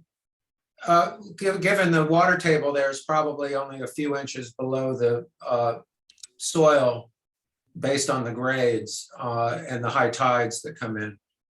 What happens in a case of failure of the system when the groundwater rises beyond the level of the Caltex? Yeah, actually, it's not. We did a soil test hole, and you can see it on the plan there, right in the area of the where the Caltex are going, and it was there was not a high restrictive layer. It was a very, I think we went down 6 feet, 5 or 6 feet, and there was no restrictive layer, and that's the reason we were able to put the somewhat larger or deeper Caltex in there. And that's something we would never do. That's why we do soil tests. We would never design a system that would knowingly be in, up to, the high level of mottling, or we always stay a foot above it. So that's kind of like rule number one. So these will not be inundated by groundwater. And then you do have an overflow in case they do fill up? Yes, it would overflow over the Cultex at a grate over the Cultex. Okay, thank you. I'm sorry, Mike, can I revise that? That's actually not true. It would overflow at the coarse particle separator, which is right next to it. Oh, okay. Yeah.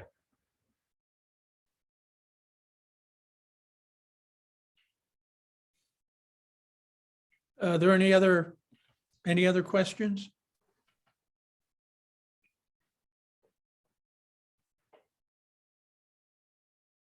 Attorney Blank, is that it for the presentation? No, I think we have Alexandra.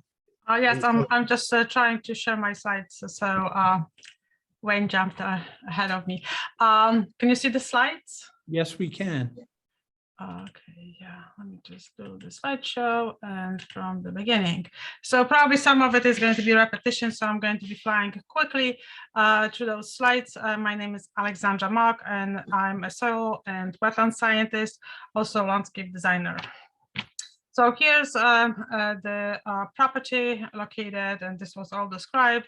We are dealing with 0.2 acres site. We have the creek to the west, and it is located in a single family area. Here's the old house and the area of the tidal wetland. I just would like to point out those markings are not mine. I just borrowed this map, so please ignore them. So I just would like to show that this is the approximate location of the tidal wetland, and we have varying actually width of the buffer. On average, I would say it's 5 feet. And this is the existing one. Here's the view of the tidal wetland, and we have stratification, which is tied to the height tide and the tide fluctuation. So there's Spartina, which grows in the lower area, and high tide and high tidal area. Marsh, and then we have the edge vegetation, which consists of Phragmites and high tide bush and some bayberries and seaside goldenrod. Probably I missed some of the vegetation because it's winter time, and some of it is already dead, and we have to wait for the new season to see it. So the Phragmites is located here. That's what we can see in the picture. And then there's another kind of patch over here, and I will show it to you on a different slide. So tidal wetland habitat, obviously tidal wetlands are very productive in terms of wildlife. They are not so diverse in terms of vegetation, but they have variety of organisms, including mussels, and we have crabs, we have all sorts of fish, smaller and larger, which is temporarily pushed with the tide. It is an important area for the birds, but those birds are usually, some of them are nesting, but most of them are just coming to get some of the small fish. And we have also some mammals visiting the area. Potential impact, so every single development site has a potential of soil erosion due to the soil disturbance. I have to actually price this site because the existing house was demolished very gently. There's very little soil disturbance, only the footprint, and most of the area is still maintained as a lawn. All the vegetation, which was foundation vegetation, was actually preserved and is going to be relocated as soon as the soil is a little bit softer.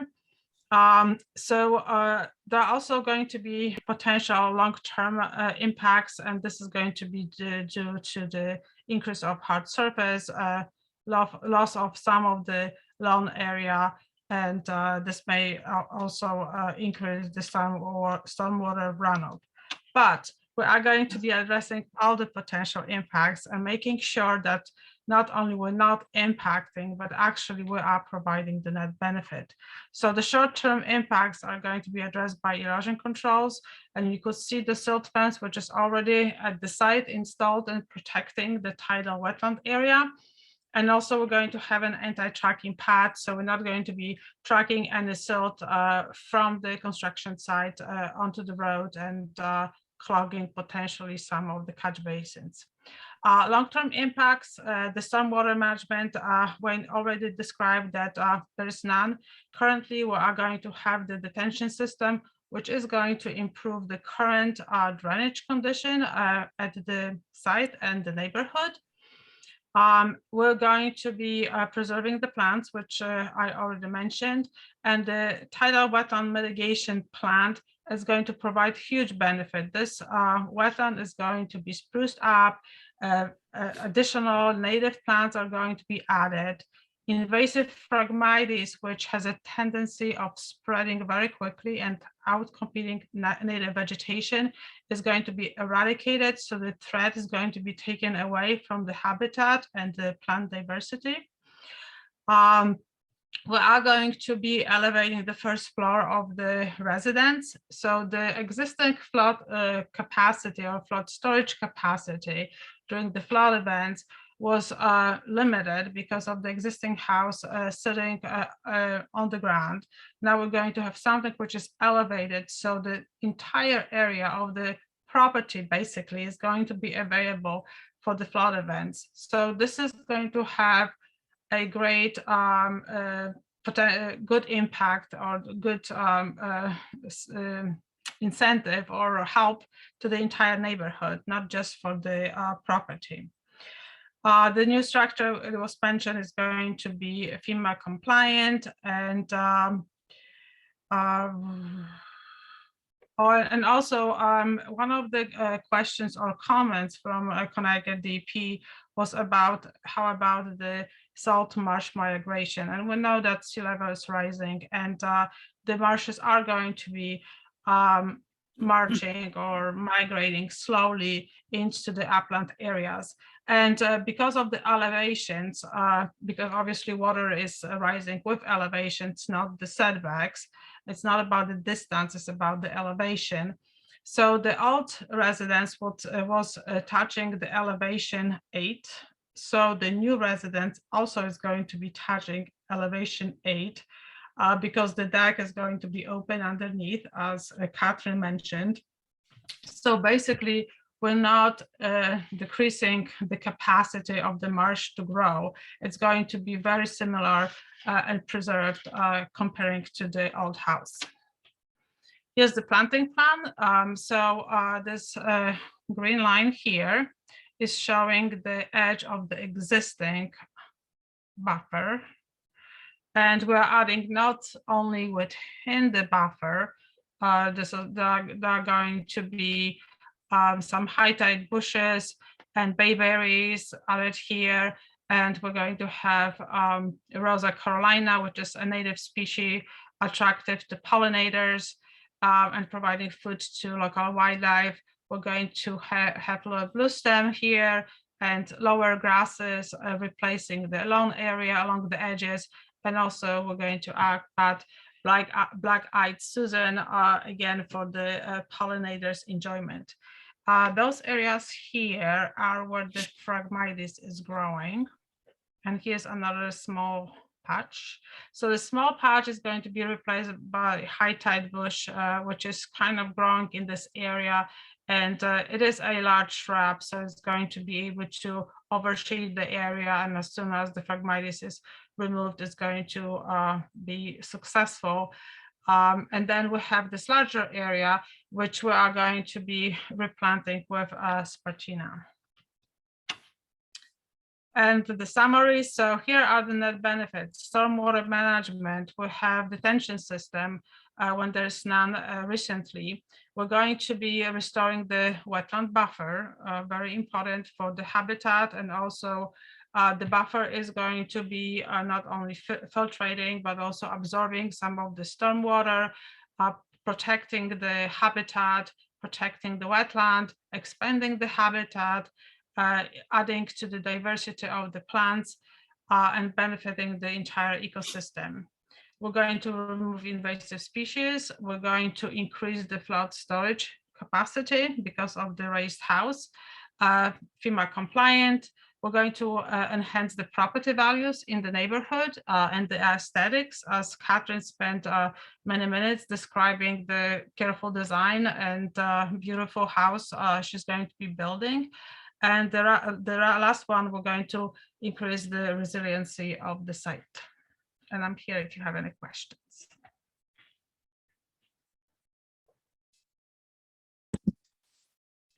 Mike Mushak here. Go ahead, Mike. Hi, thank you for your presentation. Are you saying that all the Phragmites will be removed on the property because the property stretches into the, into the water basically, but anything in front of the house facing the water, or in the back of the house, I should say, facing the water, any Phragmites there, it's all going to be removed? Is that those two places the only place? Everything within our property boundary is going to be removed. Yes. Okay.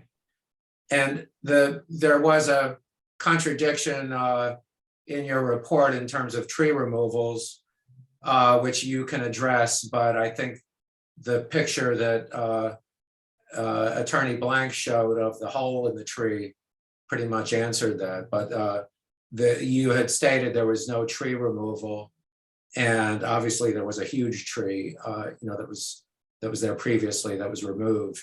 Probably, I would say, the largest tree in the neighborhood. So I can understand the shock of some people. But why did you not include that tree in your report? Basically, is what I'm asking.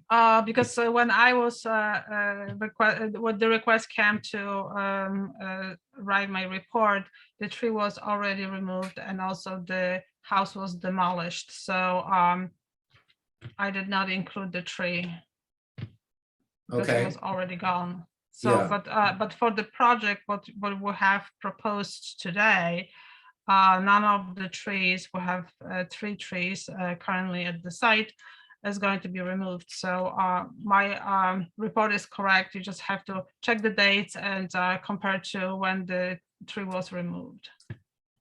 Thank you. Any other questions regarding the project? I have a question for staff.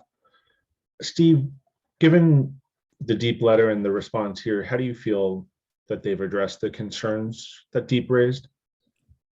It's a little tricky, and I think Attorney Blank went through, the issues on both sides of it. Deep's an advisory opinion on this, so it's not a binding issue on that. So it's a question of, do you feel, principally, are there coastal resources that are going to be impacted by what they're proposing? And have they taken proper measures to mitigate any impacts that might be there? So that's kind of why staff advised them to increase and clean up the buffer area. So that's a little more substantial than what was shown before. And then also with the reduction in the deck, which they address by pulling things back. You'd have to, the applicant would have to answer whether they've pulled the house closer to the street as far as they can, based on, all the constraints that they outlined at the front of the property. Yeah, and I think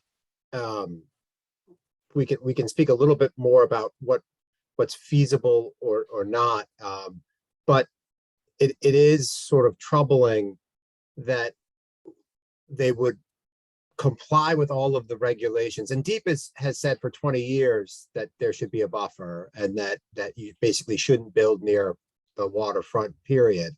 And to go through with consulting fees and to design and get to the day of approval, essentially, and be told that although we don't have this rule, we're going to implement it for the first time ever for you, and we haven't on other projects, it's a big ask. And there's not been any evidence that there will be an adverse impact on coastal resources, which is the test. And I think as a practical matter, I'm not sure. I mean, again, you all can make a reg that sort of says almost whatever you want, but would you prefer to have sort of a fortress structures that are, monotonous, that go from setback to side yard setback to side yard setback up along the front setback, where so the property's pulled all the way up, as opposed to it having some character, which is what's been designed. And then even if you did sort of want to require that going forward, that doesn't, what you're going to then get is you're going to get a project that's at the front setback, but also extends to the rear. There's no, I mean, you don't have a rear buffer. So look, I mean, I think these are real conversations to be had, but would work much better in an actual regulation than in a sort of ad hoc, we might like this better on this project or we might not basis. And I don't think the statutes support it. And I'll let Catherine speak. I know, I think she already did a bit, but about why the design is what it is. I think the other thing to mention, and I can't say this enough, is I spent a ton of time designing and thinking and sitting at the site. This is hugely important to me, and also hugely important to my co-owners, one of whom is a longtime Rowayton resident. And I designed this house so thoughtfully within the constraints that are established. Like, I'm not asking for variances. We're not encroaching on setbacks. Like, this is designed to the rules. And the irony is too, like, again, one other point I forgot to mention about that kind of push and pull of the front facade. One of the reasons is that is to like use the location of the existing driveway. And then the other irony is that we closed on this property September 21st, and I received a phone call the next day from one of the neighbors who you received the letter from. And we spoke on the phone for an hour, and he was incredibly angry that I told him that an arborist said that the tree was compromised and that there was potential that if we did any work, especially the way the tree was leaning, that it could then in the future cause harm or damage to whomever. I wish I could live in this house that I'm designing, but we're selling it to someone. And I think the irony too is that the other neighbor who also signed this letter, she immediately reached out, and I had multiple thoughtful civil conversations with her where all she said to me was, if there's any way you can design this house so it does not impede my view. And that's literally what I did. I honored the neighbor's request to design a thoughtfully massed house that would not impede her view. And we are still here today. I have worked so hard on this, designing within the rules and regs. And I just hope that you can see that there is a thoughtfulness and care, especially with the experts that were brought on, to make sure that this project is done right.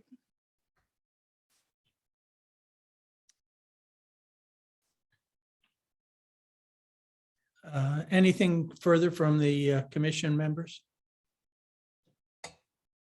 I'd like to say something, actually. I took very seriously the letter from Deep, and we've gotten those letters before, over the years on various projects. And the reality is this commission is entrusted by the state to protect the coastline by law. And in Norwalk, we don't have a conservation commission that deals with saltwater wetlands or setbacks or tidal wetlands, and that's by law. It's only freshwater inland wetlands. So we got a letter, in the file from the Conservation Commission, basically saying it's not our jurisdiction. And then, so it's really up to this commission. I'm trying to make a point here because I'm torn. I don't feel the justification for moving the house 10 feet closer to the tidal wetlands and this is in line with what Deep said, although they didn't mention the front yard setback, but I don't find that to be a very strong argument, as much as I appreciate the aesthetics of a building that's set back and not one big facade across the front. You know, I totally get that. And it's going to look better from the street. But, you know, Deep is doing its job of doing what it needs to do, which is send referral letters. And we're supposed to take those letters seriously. And many times over the years that I'm aware of, they would be filed and we would look at them and we wouldn't take them seriously. And we are the last, this commission is the last sort of line of protecting the coast. And so I looked at, I did not agree with everything in the Deep letter. Certainly I thought the square footage comment was extreme. I agree with Attorney Blank on that issue. And I thought that was, you know, basically removing the property rights of someone. You know, if you're going to build a house that's exact same size of a small building that was there built in the 1950s or 40s was extreme. But moving the house, I was prepared to suggest tonight, but I think I'm going to withdraw this this request of the other rest of the commission to consider, was to move the house 10 feet further away from the tidal wetlands, taking advantage of the front yard setback that's there, you know, just going to be filled with shrubbery, to address the adverse impacts that the Deep letter brought up. But on the other hand, I think a real strong effort has been made by the applicant to address the adverse impacts based on this presentation. And I do agree that having the wider house would have obstructed views from across the street down the view corridors down either side of the house. Although there are, you know, there's plant material there, but that is the downside to widening the house to make up for the square footage. I mean, and this is not addressing this applicant, but in the future, I think we need to discuss the issue that was sort of tabled about a decade ago in terms of setback from the tidal wetlands, as well as FAR of structures this close to our coast, because, you know, this house is still very big. But I'm gonna withdraw.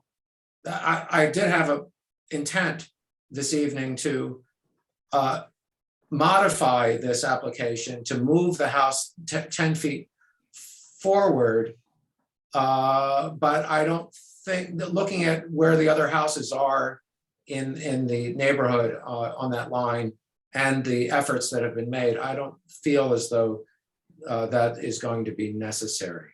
But I wanted to put it on the record that I do think we need to address this in the future, and that in this case, it would have been nice to have the house 10 feet further away from the tidal wetland, but it looks like the entire backyard is going to be pretty much given over to a native buffer.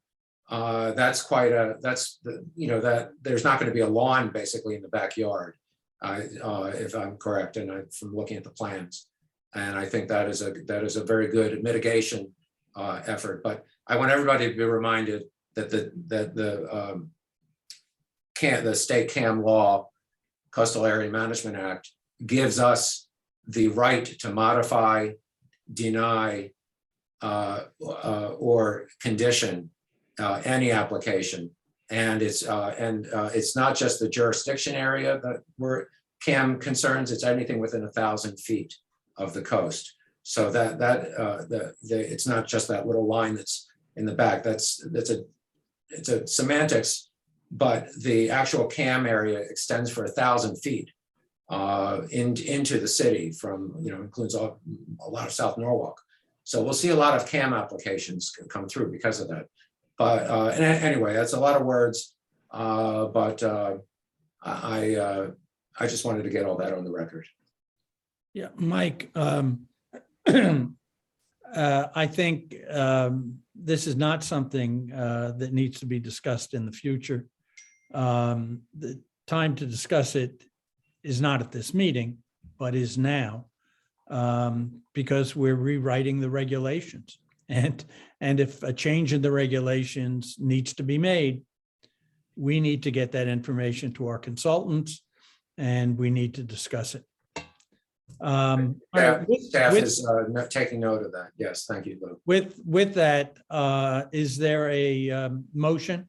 I'm sorry, Lou, can I ask a question, please? Sure, go ahead. Thank you. This is actually directed to the staff. Do Steve or Brian, I don't know if you were with the city in around 2014, 15, when number 14 and 16 Farm Creek Road and then number 7 Samus Street were built, to know if Deep made a similar request or offered a similar opinion. And then I'm also curious, because those are the most 3 newly built houses on the street, were those properties also asked to have the same type of catch basins that this applicant is having to install? Brian and Michelle can chime in too. We look back as far as we could go, and we don't go, unfortunately, go back that far to the dates you're kind of indicating. But some of the, I think in general, Connecticut Deep in the last, and I'm going to say 6 months, has taken a much more proactive approach on things on coastal properties, and not just related to CAM applications, but on other referrals and items that we've sent them. This letter definitely had more specific concerns and recommendations voiced in the letter than we've seen in the past. And then talking with some of our peer communities next, or in and around us, they expressed the same thing, that they were surprised at some of the tone and language in the letter. And then not to disagree with the direction that they're going, just saying it was kind of a new direction that we hadn't dealt with. So we're kind of trying to work with that on the fly. To Attorney Blank's point, I think, and what I think Mike and Mr. Schulman both pointed out, was that, we do need to address it. And I think considering that in the regulations going forward might, as long as it's clear, people know what the rules are they're playing with, they won't have surprises after the fact once they've gone down the road of investing in, architectural plans, engineering plans. They'll at least know the rules are this, and then this is what I have to conform to, and that gets built into the process from the beginning. May I speak? Steve, thank you. Tammy, also, I was around then when 7 Samus, formerly Farm Creek at the end, the really big house at the other end by the walkway.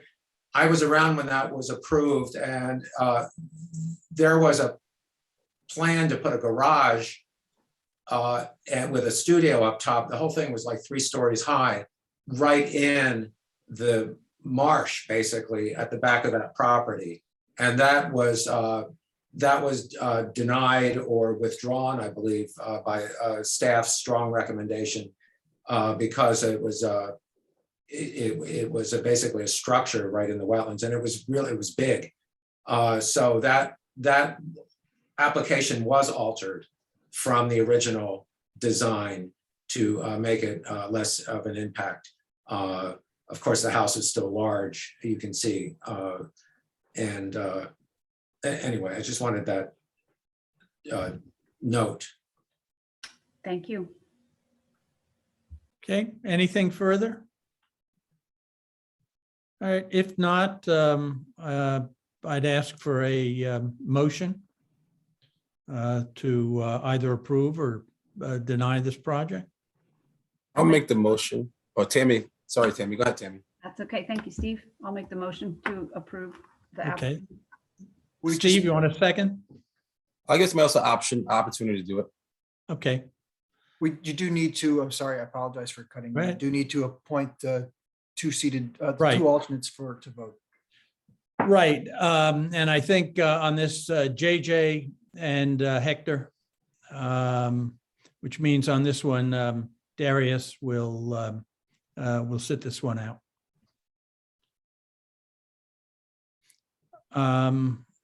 Steve, this is just a simple approval? Yeah, I'll second. Okay, good. Let's do a roll call. Sure, you may have a resolution if you wanted to pull that up. I believe there's. Please. Michelle, do you have that? Thanks.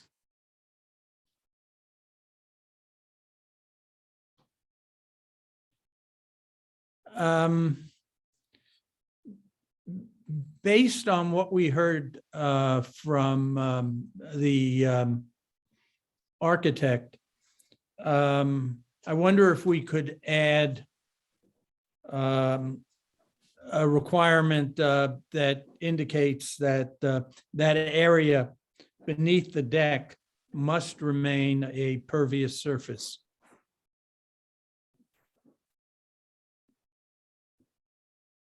Attorney Blank, you have any objection to that? No, no objection, Mr. Schulman. Okay, the commission members, all right with that? Yes. Yes. Just get on with it. Okay. All right, Steve, we'll add that language and we'll go to a vote. Okay, yeah, Michelle we'll add that in for the final approval. Okay. Let's do a roll call. Sure, Mr. Cantor, Yes. Mr. Patches. Is that a yes? Yes. Okay, thank you. Ms. Langalis, Yes, we are voting in favor of the application, correct? I didn't hear that said. Yes. right, yes. Okay, yes, thank you. Mr. Ferguson, Yes. Ms. Wells, Yes. Mr. Baxendale, Yes. Ms. Byron, Yes. Mr. Mushak, No. and Mr. Schulman. Yes. Okay, that passes. Okay. Then let's move on to 2022. Excuse me. 2022-08 SPR, Pentecostal Christian Church, El Shaddai Inc., 12 High Street. I believe we have someone representing the church. Yes, sir. Good evening.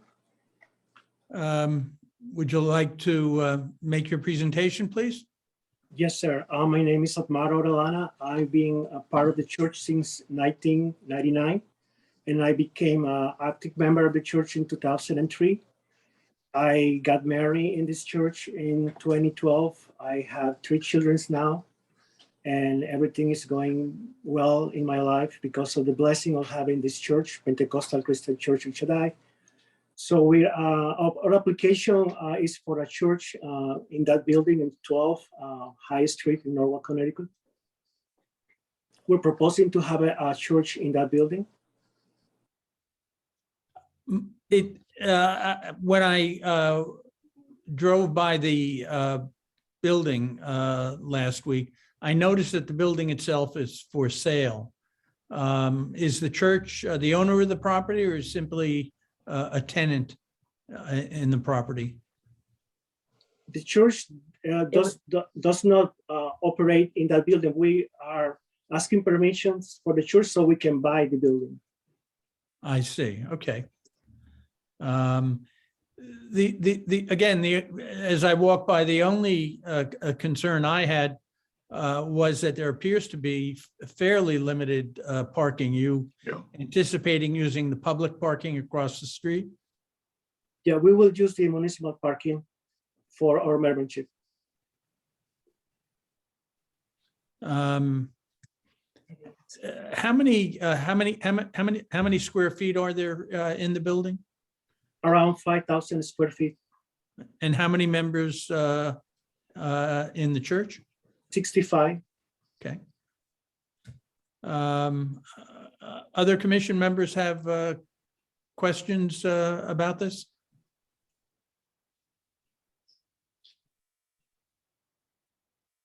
Just quickly to jump in, the only reason really why this is before you as a site plan review is strictly based on the square footage.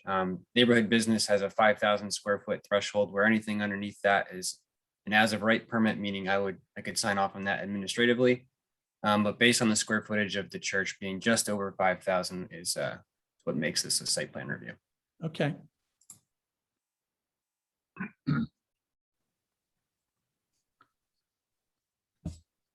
Any questions from anyone else? All right. And I have a motion to approve the use. I make that motion. Mike here. Okay, Mike moves. Is there a second? I'll second. Okay, and Brian seconds. Steve, I don't recall that whether there was language on this one, or here we go. Okay. Yeah, and we do need to, sorry, keep plugging in, just point who's going to vote on this one. Yeah, thank you for reminding me. And I think we can do a hand vote once you appoint. I don't think we need to do a roll call, just to save some time, right?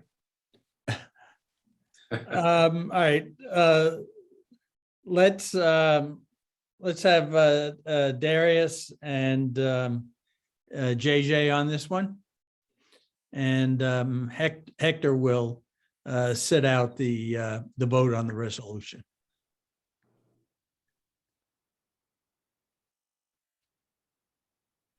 All right, we have a motion and a second. Are there any further comments? All right, we can do show of hands, a yes vote. Steve, can you see everyone's hands?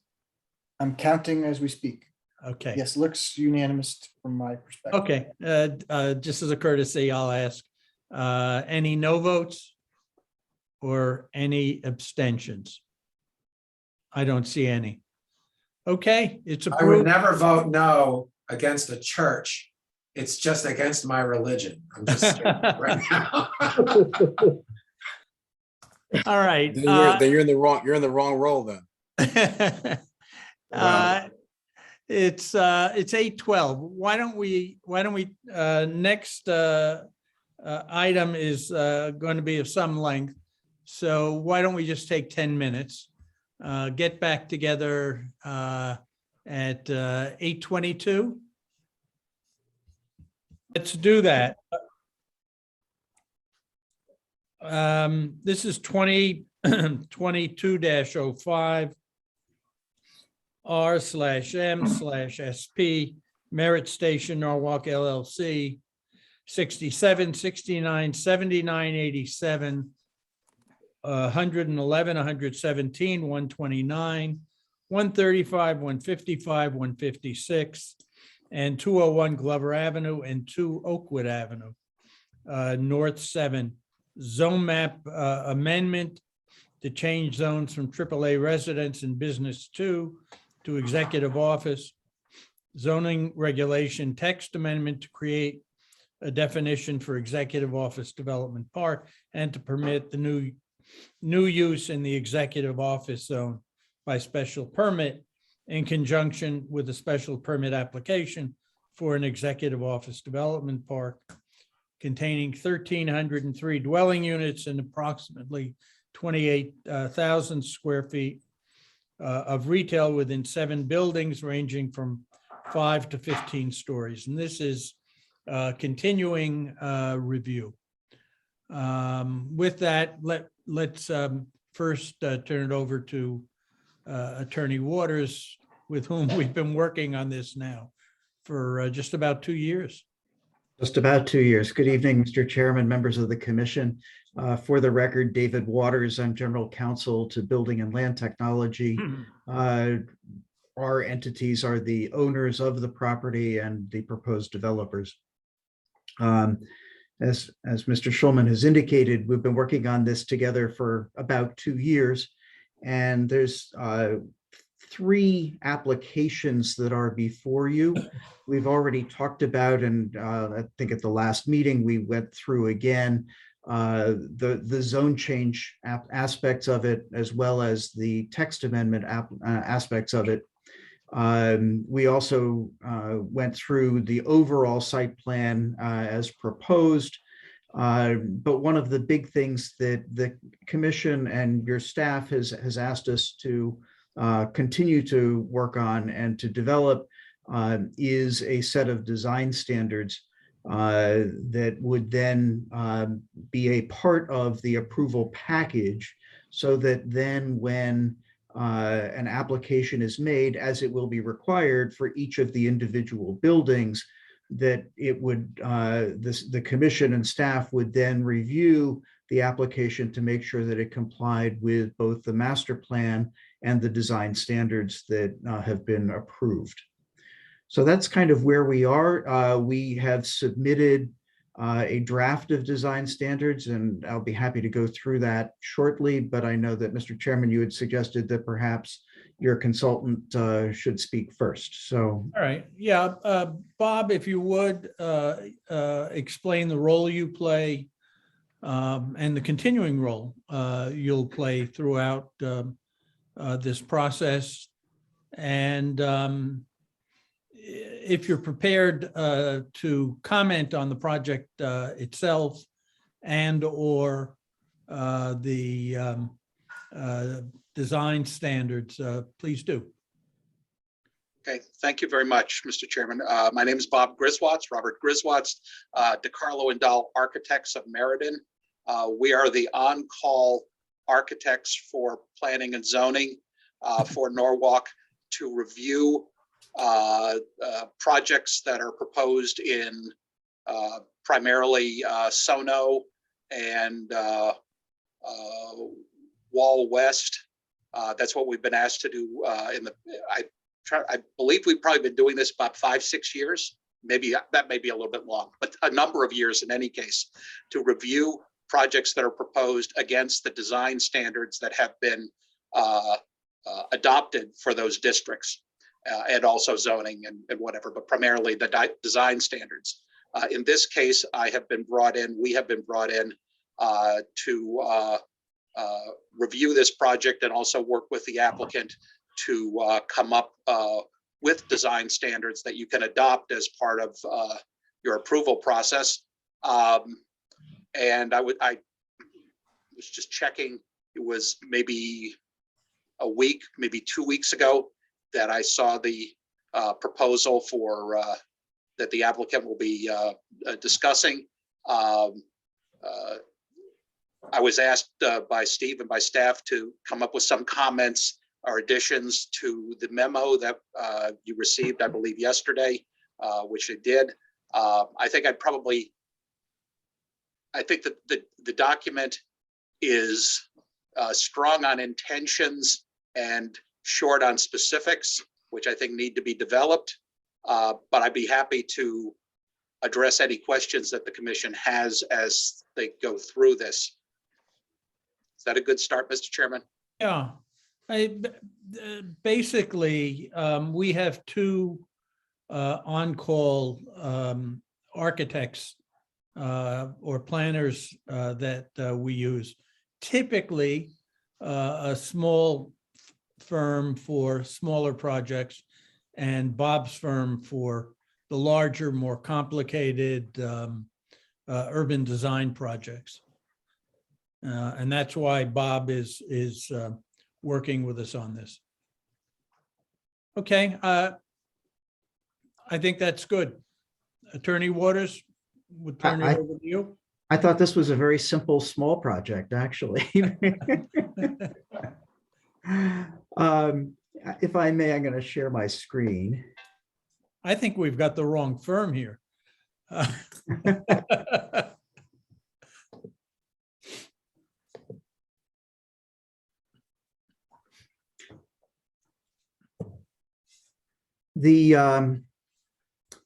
We had submitted a set of design standards, and just before I start going through them, just to give you a little bit of background, we had developed these ourselves, and just before we submitted them to your staff, Mr. Kleppen had provided us with a copy of the East Norwalk standards as a kind of a thought that we should be thinking along those lines. Frankly, we think we very much did think along the same lines, even though we were doing it independently. There were a couple of things that are slightly different from East Norwalk, which I think are reflected in what we've done, but we understand that there may be a need for more specifics. East Norwalk is a little bit of a different animal because it's addressing possible future construction and redevelopment in a developed area and how to make it consistent with any future development consistent with what's already there and with the theme that is East Norwalk. But it's all theoretical because nobody knows exactly what would be proposed and where it would be proposed and what have you. So a number of the standards that were included in East Norwalk were based upon the theoretical, whereas in our case, there is no thing to fit within. Basically, all of the buildings that are within the North 7 area that is to be developed are gone or will be gone by the time we start developing. So it's a clean palette. So language talking about how do you integrate with and make consistent with existing structures is less important here because there are no existing structures that will remain unless you want to say that we should maintain the 60s industrial look to our buildings. The other piece is that there were a number of standards in the East Norwalk that talked about how buildings should be oriented, where they should be located, things like that. And in fact, again, that's because you didn't know where, in what lot in East Norwalk a building might be proposed. So you needed to be fairly definitional in that respect. Here, the master plan itself is calling out exactly where the buildings are to be located and how they're to be oriented. So we didn't feel a need to then go back and put into words what's already in the plans themselves that you're going to hopefully approve, and that we then have to design to as we design each of the individual buildings. There were also a number of pages that dealt with the process for approval. And again, I think that our text amendment already addresses the fact that we have to do that, although, again, we're open to additional language as necessary to be able to do that. Hang on just a second, if I may. I'm going to make this full screen so that we can, excuse me. Okay. Hang on.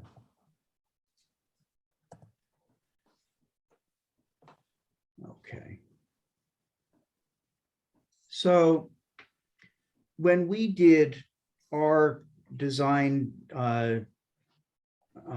standards that we were talking about, when we talked about streetscapes, basically, we did not go through a lot of detail. And I think that that's one of the things that your staff memo and your consultant have suggested, that there should be more detail as to the streetscape itself, which is fine. I mean, we frankly felt that a picture is worth 1,000 words, and the actual development that is there is exactly what we're proposing to continue to do.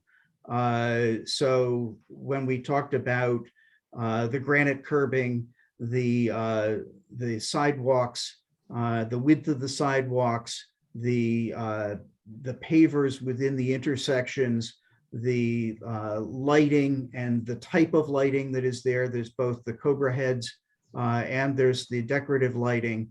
All of that already exists. And so, sure, we're happy to work with your staff and with your consultant to then go through and state exactly what that is. But basically, the premise is that what we've started at the top of Glover Avenue will continue down Glover Avenue. through to the conclusion of the project. And in that, we also have pictures that show things like the bus stops. There are currently 3 bus stops that are on Glover Avenue, 2 that are in front of the buildings at the curb, and 1 that is in front of 20 Glover Avenue at the south end of Glover Avenue. Presumably, there will be additional bus stops that will be included as development occurs in between those areas.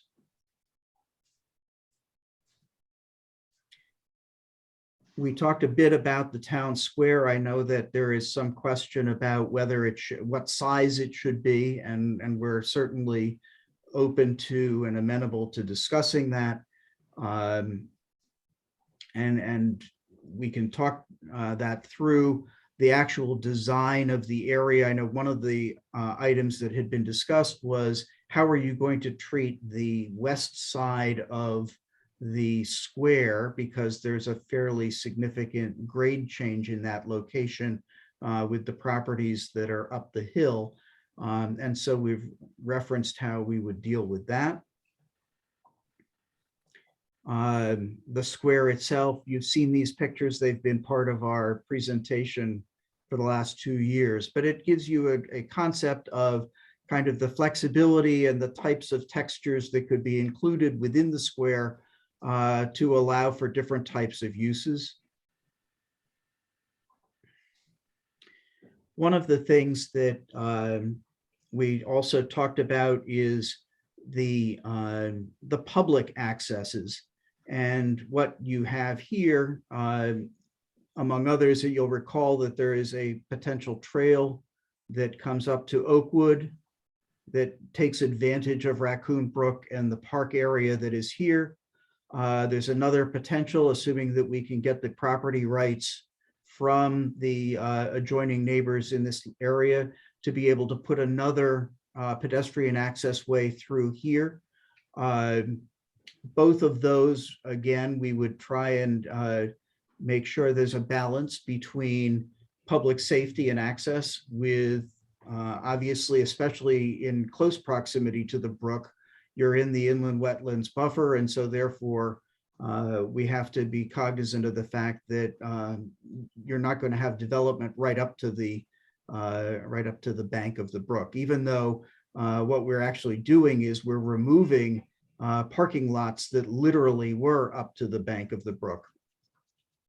One of the things that I'll comment upon now, just before I forget, there was some comment about the distance between buildings, and it specifically looked at this area right here. This area is absolutely necessary because the Tennessee gas pipeline runs underground in this location. And we've literally pushed this building and this building as close together as we can, with recognizing the rights that the Tennessee gas pipeline has, that we can't put them any closer than that, which is also why this pedestrian path, which is on top of the pipeline, works very well in that location. What we have proposed is that just as we are doing up at the curb and connecting to the Norwalk River Valley Trail, that the other trails and walks through the property will be, to the extent that it can be accomplished, developed in conformity with the NRVT standards that Norwalk Public Works has already created. We're not going to recreate a wheel. We just reference the fact that we'll do those same standards. That may not be possible in all locations because of elevations and grade changes and what have you, but certainly it would be the standard that we would be hoping to achieve. There was some discussion in your staff's memo about the facades of buildings and the building exteriors. I think that, frankly, from our perspective, we're amenable to hearing what other things people may want to see. We have to be realistic. It has to be financeable. It has to be economically viable. Granite buildings are probably not something that we can build. Fully brick buildings are probably not something that we can build. But certainly we're amenable to other exteriors. Same thing with the amount of windows and what have you. I can tell you that it's our goal to have as many windows as possible in these buildings. And to create interest. But again, it has to be something that's feasible.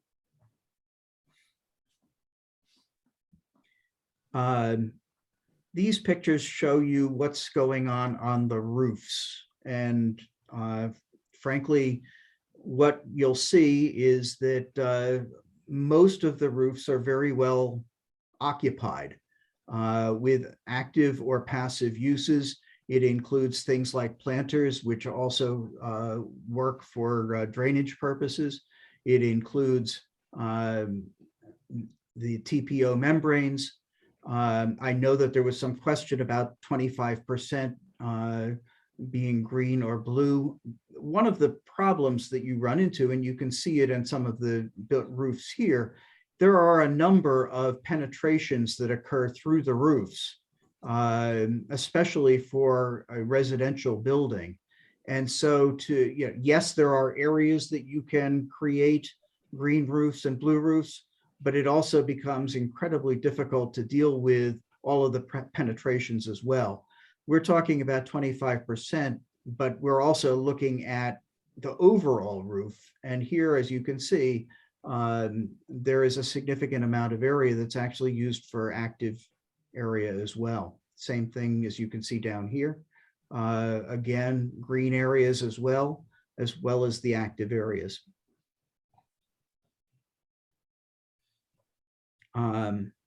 Again, these just went through and started talking about the individual buildings. And I think that, as I said, we're amenable to talking about what other people would like to see. But I don't know that we can actually guess at what other people would like. So we would expect that that would be provided as suggestions for our consideration.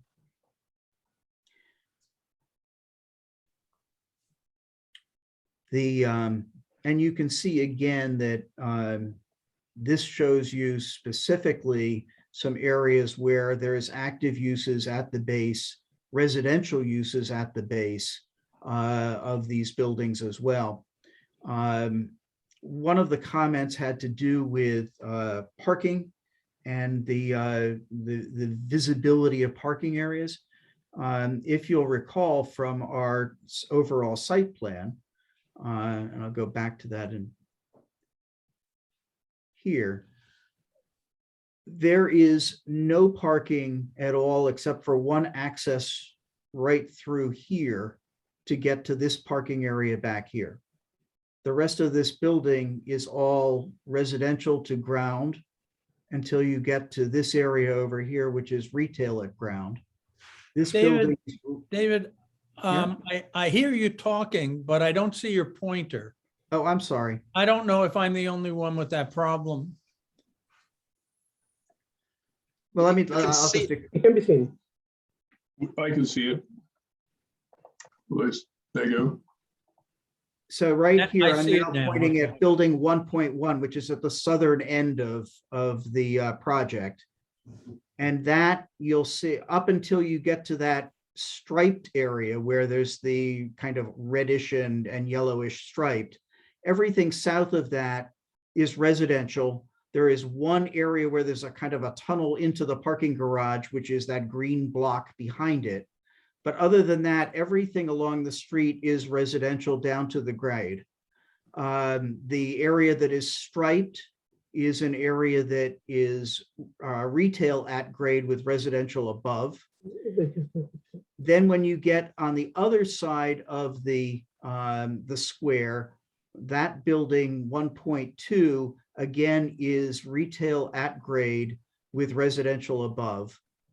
We talked about the Tennessee gas line that runs between 1.2 and 2.1. 2.1 then again has retail at grade with residential above and only one access way here. Well, two access ways. One is at the southern end, which is for access for the residential and for the retail parking behind the retail. The other one is at the intersection with the table that you can see, the brick table. And that there's an access at the north face of that building. It's a separate entrance because DOT requires that they have a completely segregated parking from the rest of the building. So we need to have, by definition, two separate entrances to parking, one for DOT and one for the rest of the building.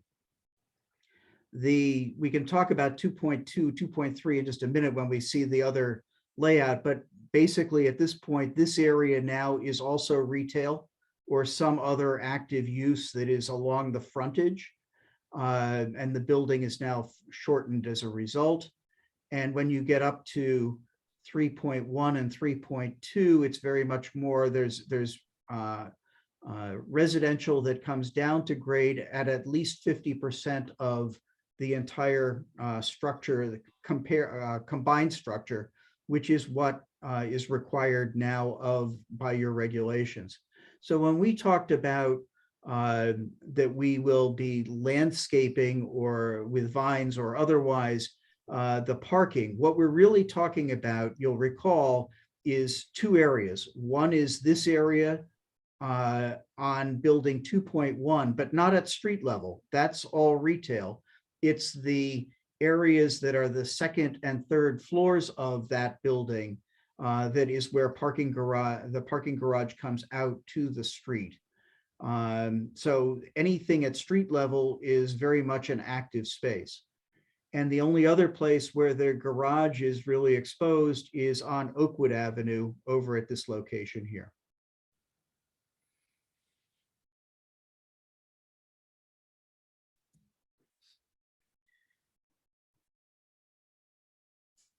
We also had talked about signage as part of our proposal that's been with you for now 2 years. We've identified locations for signage and where appropriate. And frankly, most of it is what you would already see. Retail signage is per the current regulations. Building signage is as per the current regulations as well. In addition to that, as was done with Waypoint, we've proposed parapet signage. So you can see Waypoint. You've got retail signage down at the base. You've got the identifiable signage for the building at the parapet. We also are suggesting directional wayfinding signage, which is a matter of right. It would be as per the existing regulations, but again, a consistent thematic design to it. And then community signage, which would be signage at the entrances to Glover Avenue and potentially at prominent waypoints such as Raccoon Brook, where we can then identify the area as well. And what you see here is exactly what Norwalk has already recognized as the same kind of premises or community signage that we're thinking about. There had been a couple of suggestions in your staff memo that I just want to address, and I'll end at that. One of them was the development of 2.2 and 2.3. This is the current iteration of 2.2, 2.3. What it shows is retail or active use that comes to here. It actually can come slightly further out. I mean, this is based upon property lines rather than setbacks. So the idea again is that there would be sidewalks and what have you in front of these active areas with a plaza that is here. We're not overly wedded to that, although your consultant was the one that suggested that perhaps there should be 2 nodes in their initial report that they did back in July of 2020. These are the 2 residential buildings that are atop the retail and amenity space, and this is the parking garage that is behind it. This allowed us to foreshorten the building. That what you see here in this dashed line was the original design of 2.2, 2.3, and the original design that showed the driveway coming out to come in at the north side and go around. So you can see that we've significantly foreshortened the area, which allows for more area at Raccoon Brook. Your consultants had made a couple of suggestions back in July of 2020. We addressed them at the time verbally, but eventually we provided you with this alternative design about 9 months ago. But the idea was in the 2 alternatives, one of them was to straighten out Glover Avenue. So basically you would take and come straight across here instead of the existing S that exists in Glover Avenue. There are a couple of problems with straightening it out. One of them is economics. It's just frankly incredibly expensive. There's a lot of utilities that are in there, and there's a lot of brand new utilities that are in there that we have placed in there and the DOT has now placed in there as well in the improvements that have been made to Glover Avenue. So that's an economic issue. But beyond that, what you don't really get as much as you would think from doing that. The concept was, gee, this will now create this larger area here. What you don't recognize is that 50% of all of the traffic into 150 Glover comes through this driveway right here. So it's going to go right through that park area. It also, because of the nature of Raccoon Brook that's in this area, it's really deeply in a chasm. And so it breaks up the area anyway. And what you would end up with is basically an island of land that is hemmed in by the driveway to 150 and the train tracks right beside it. The roadway itself, which would now be up here, and Raccoon Brook that's here. So we frankly felt that that was not a good alternative if the idea was to try and create a more significant and useful park area. The other suggestion was that we take this building and basically create one significant structure at the curve, which would then allow for more space up here. Frankly, it doesn't work for a couple of reasons. One of them is it's economically not financeable to build a 450 unit residential building in this location. Trying to get a lender for that size of a building, trying to work with a single building of that size, it just doesn't work. Which is why all of the buildings that you see, the curb is all in the realm of 230 to almost 300 units.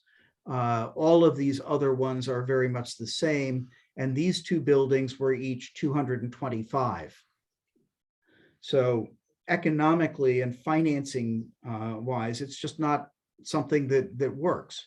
The other thing is that we had talked with the commission. In fact, we talked with you a few months ago about the concept of the height. And if you were to combine these 2 buildings to try and get a significant building here, you would have to go above the 15 stories that we've already proposed.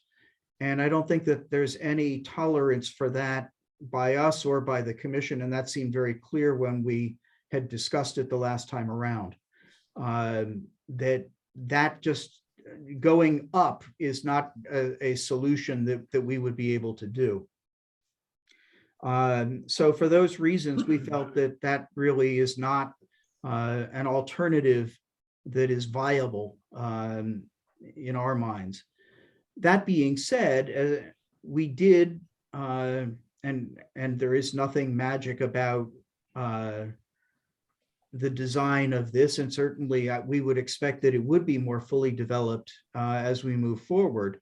But we did, as we said, foreshorten the building and the parking in order to be able to create a significantly larger area at Raccoon Brook.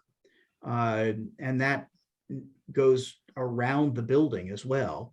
All of these buildings, I would again remind the commission, are only blocks at this point. They aren't fully designed. They aren't articulated. They don't look sexy. And that's because they're only there as the master plan. One of the things that I will show you when we get to a public hearing is the master plan from Merit 7. And what you'll see, again, informally approved, it was trotted out every time they came in for site plan review of each of their buildings. All it is yellow blocks.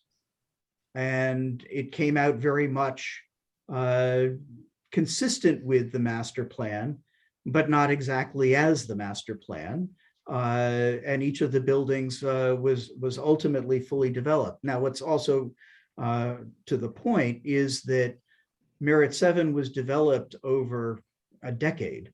And certainly this project is not one that is going to be developed in a year. It's one that is going to be developed over a decade as well. There will be changes that will occur. There will be changes in architecture and in style and materials and what have you to suit the current climate. Just as if you look at 101 Merit 7 and you look at 601 Merit 7 and you look at 35 Glover Avenue, they are consistent, but they are different. And so the same will be true as we develop these buildings as well. Understood that we have the design guidelines as guide rails in all of this, but the concept that they should be fully fleshed out at this point is just not feasible. So with that, I would conclude by saying that we certainly agree that there is, we're happy to work with your staff and consultant on further definition of the streetscape, further definition of acceptable building exteriors. We can certainly talk about further modifications at this point to 2.2 and 2.3. But we believe that we are very close to being done at this point. One other, just as a footnote, in your staff report, there was a question about parking and whether the project was overparked. When the initial site plan or master plan was provided to you, our consultants had been using the old parking regulation for 1.5 for a 1-bedroom or less and 2.0 for a 2-bedroom or more, which actually ironically still applies to this property, because when you changed your regulations to 1.3, you inadvertently didn't do it for the executive office zone. And that is part of our text amendment. We absolutely agree that 1.3 is in fact the appropriate number, and that's part of the reason we proposed it here. As a bit of history, when we first made our application and we were talking about parking, we did our own analysis of Building A at the curb, 1 Glover, and 399 Main Avenue, which are the 3 multifamily developments in the Glover Avenue area. And without knowing that you had made the changes that you did, we did our analysis of what was actually required in order to park those buildings, and it was 1.3. So we can tell you anecdotally that your standard and requirement of 1.3 is spot on from our perspective. So that being said, and we talked about with our consultant the idea that in fact the parking that is required under the proposed 1.3 standard is significantly less than what is currently stated in the master plan. We felt that it was better to leave. We will provide to you prior to the public hearing and in time before publication of any notice of the public hearing, we will provide an updated master plan that reflects the reduced required parking. It may allow for additional a reduction in some area of the building. It may also allow for more larger and spacious units as well, or more articulation of the building itself. So basically, the master plan that you see is, in a word, the worst case, because it is the largest that you would see as a result of having the parking that was calculated. But the parking, as it will be stated in the master plan that goes to public hearing, will be less by several hundred parking spaces. And with that, I think that I will conclude. From our perspective, as I said, I'll end where I started, which is that I think that we've, I hope, agreed that the rationale for the zone change and for the text amendments has been pretty well discussed, and it is what it is. The master plan, certainly we acknowledge that there are things that maybe can be tweaked to some extent, and the design standards, we understand you would like some further definition on, which we're happy to work with your staff on. But we would truly like to get this to a public hearing, because it has been 2 years, and I'm sure you're tired of hearing from us as well. But David, while we may be tired of hearing from you, I'm not sure we've heard enough yet. Once we approve the master plan, we have very limited leverage in this project. I still favor the requirement for each of these buildings to be a special permit. Number one, given that we have very little control over the buildings, and number one, and number two, given that some of these buildings may not be designed, as you've said, for 7, 8, 9, 10 years. And who knows what's going to happen between now and then. And so my view is the more control we can maintain over this process, the better off the city is. That's number one. Number two, I'm simply going to need to see, we don't need fully designed buildings to be sure. But I still have an awful lot of questions about the architecture, about the open space. I think when I first saw the design standards, they looked to me more like a review of your design standards rather than fully developed design standards.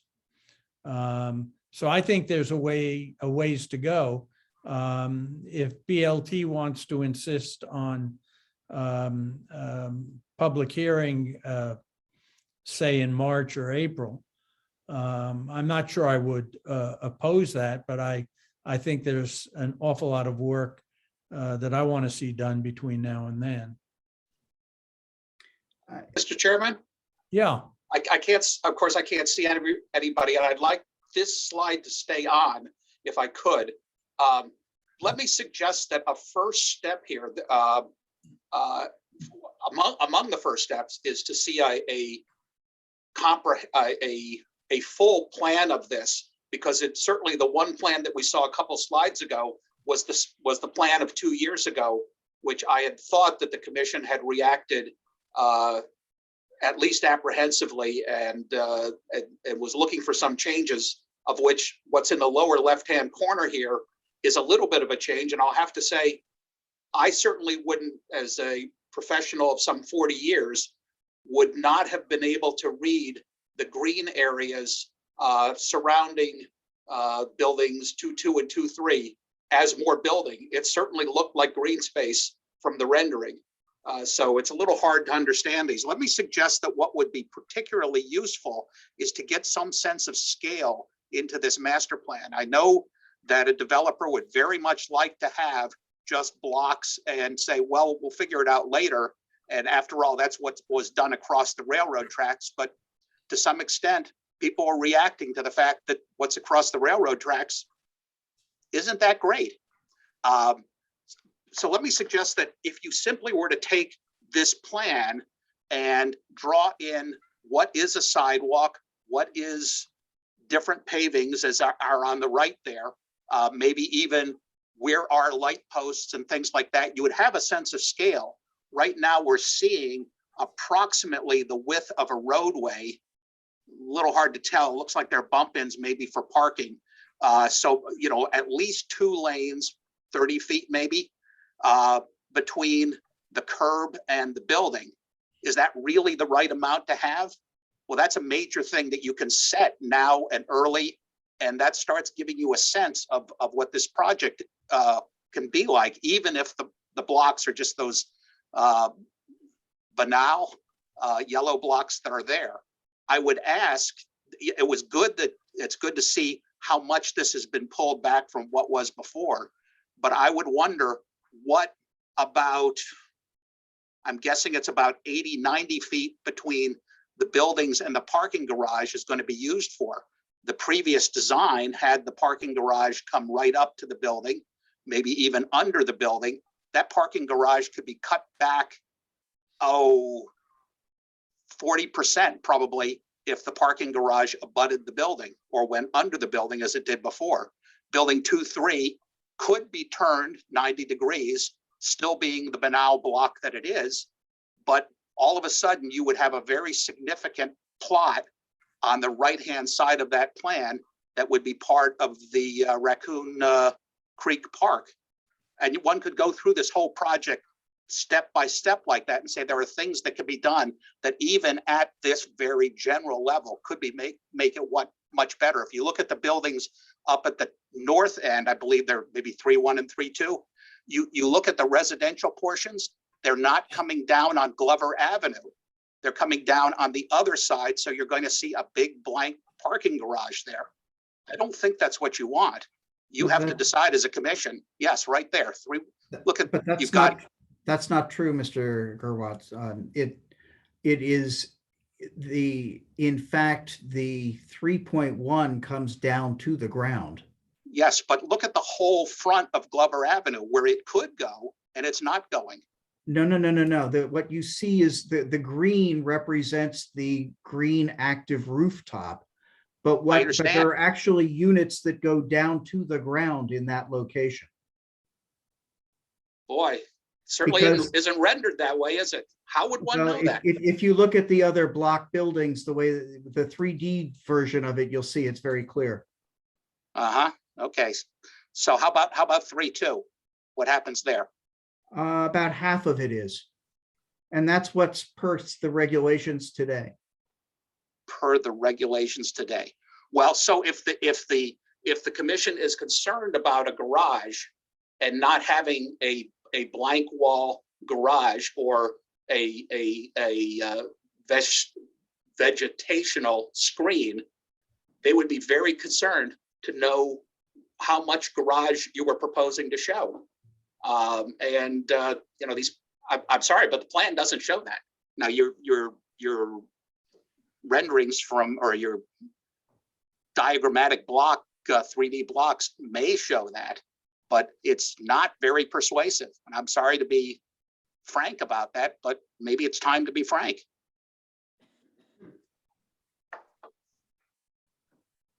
We have comments from other commissioners.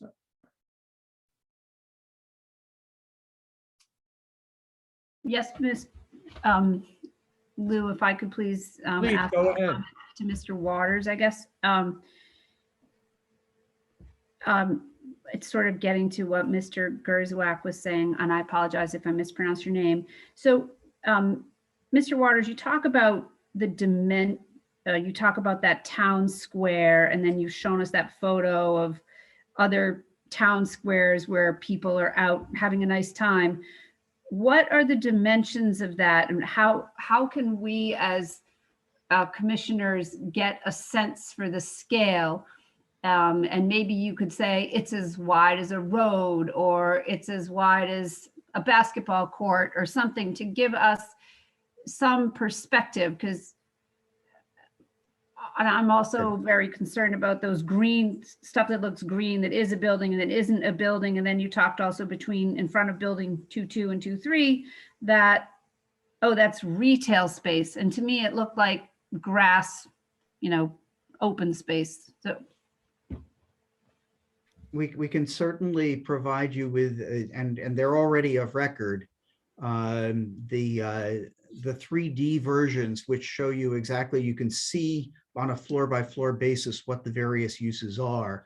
As far as the town square is concerned, it's about 90 feet by 90 feet. If you consider that a typical roadway would have about a 12-foot travel lane.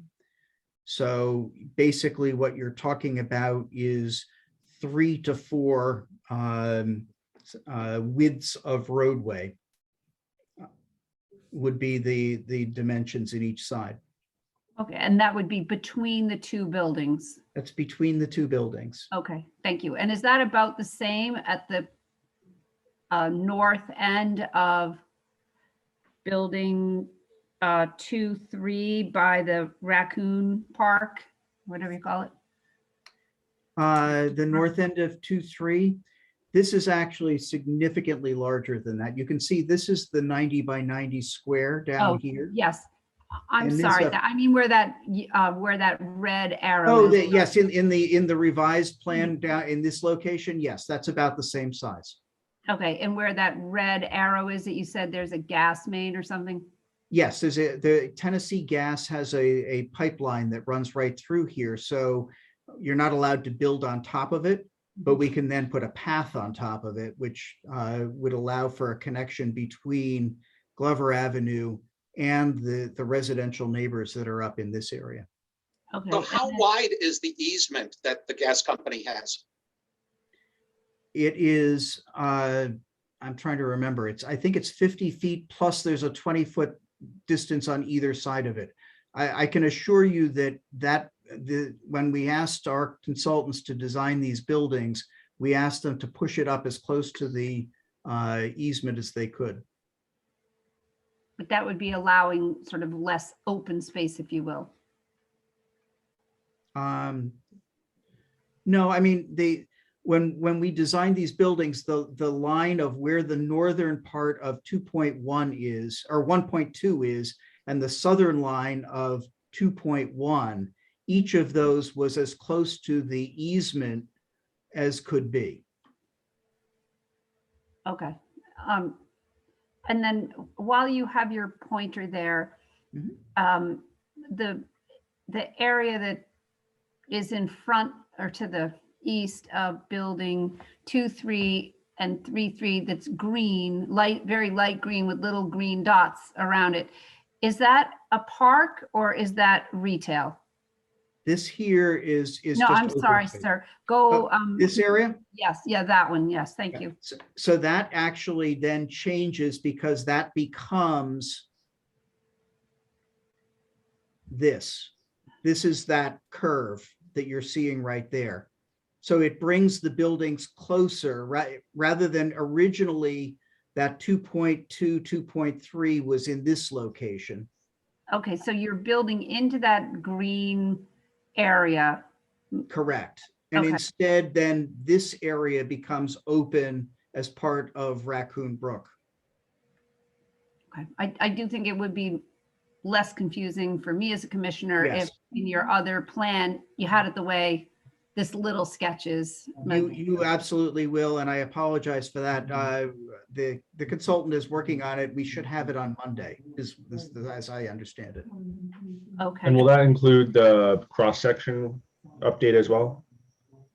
Yes, that you actually have. It was submitted to you when we first submitted this about 8 months ago. Not the new design for 2.2 and 2.3 though. Yeah, that. Oh, it is? that- So- Okay, must be looking at an old one. I only see cross sections from posted 2020. Yeah. And also, Mr. Waters, when you redo those aerial little sketches connecting building 3.1 and 3.2, and it's green on the top, I think it's very misleading. When people see the color green, they usually think that means grass or open space. And so it looks like those buildings are independent, but they're not. It's a solid building connected in, by that green area, not on the picture that you have on the screen right now. If you could go back to your other, yes, for that, yeah. Either go back or go forward. Let's see. Yes, okay, so on this one, the building at the far right of the screen, it's yellow on either end and green in the middle. That green in the middle is a building, right? It is.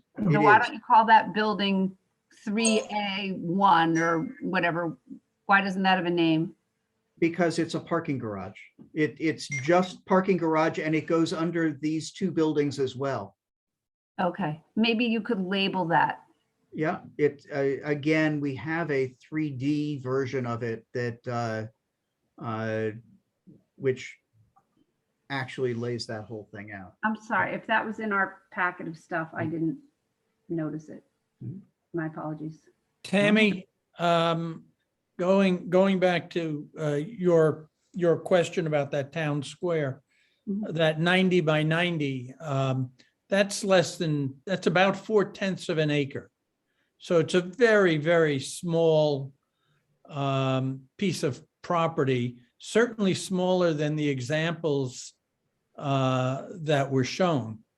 And it's not very defining. In my view anyway, it doesn't begin to approach what I would think of as a town square that represents roughly 2,000 apartments. Yeah, I don't know, Mike Newshak, do you know what the size of the new grassy area that the redevelopment did in front of the Washington, was it this, 6030 Washington Street there? I don't know exactly, but I would guess maybe 60 feet deep between the building and Washington Street, and maybe 150 feet long. Okay. So I would say, I'm So sorry. that sounds like it's comparable to what's being suggested here. Yeah, But that would be, it's more of a rectangle. Right, but that's to support one building, not 2,000 apartments. Yeah. Mr. Chairman?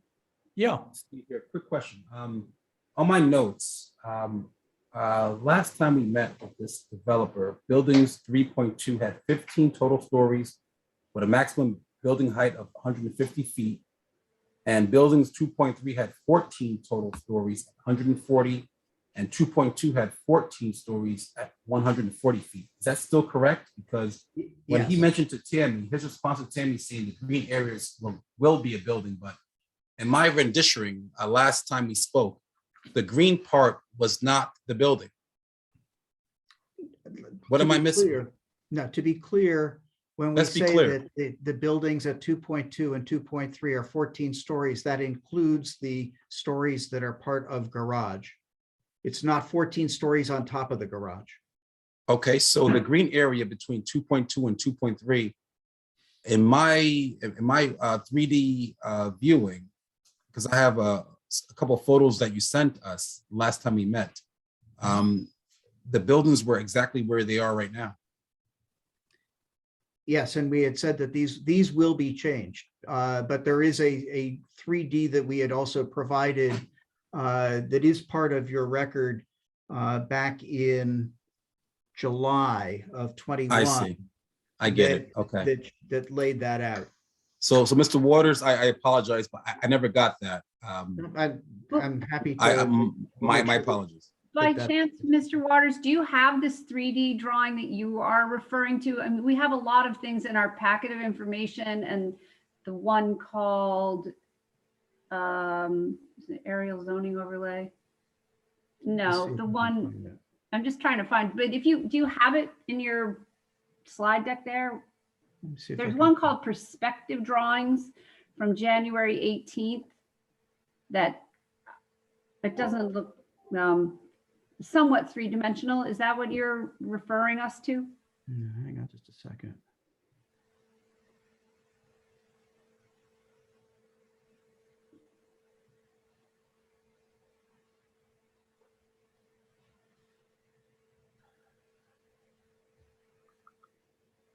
Perspective drawings. That's not the one though. They're all on our site. Perspectives? They're on the P and Z page. Well, what's it called, Steve? Let me get it.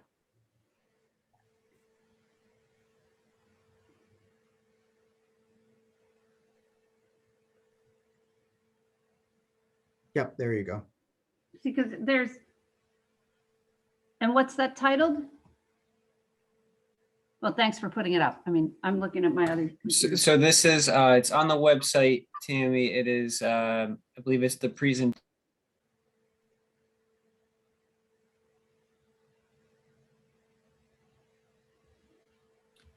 We lost you, Brian.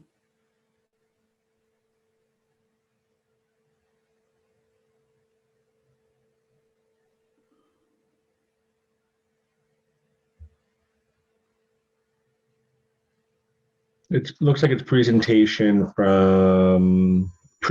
package from 5/6/20. And it still has 2.2 and 2.3 in the old render model. There's another one though. Hang on. I believe you.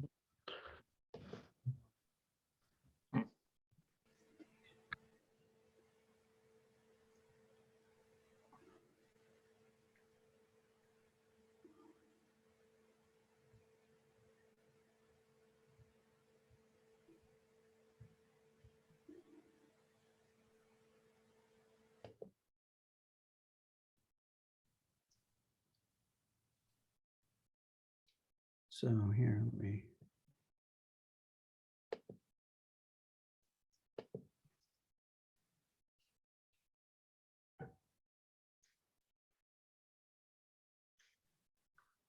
Then you've got one called cross-section views.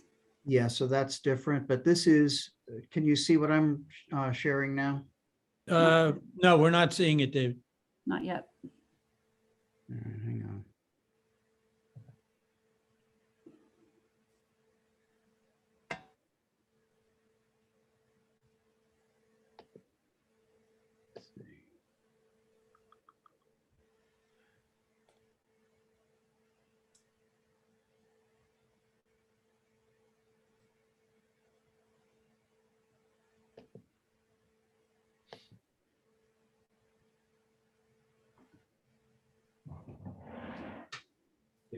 Here we go. Revised. Bingo.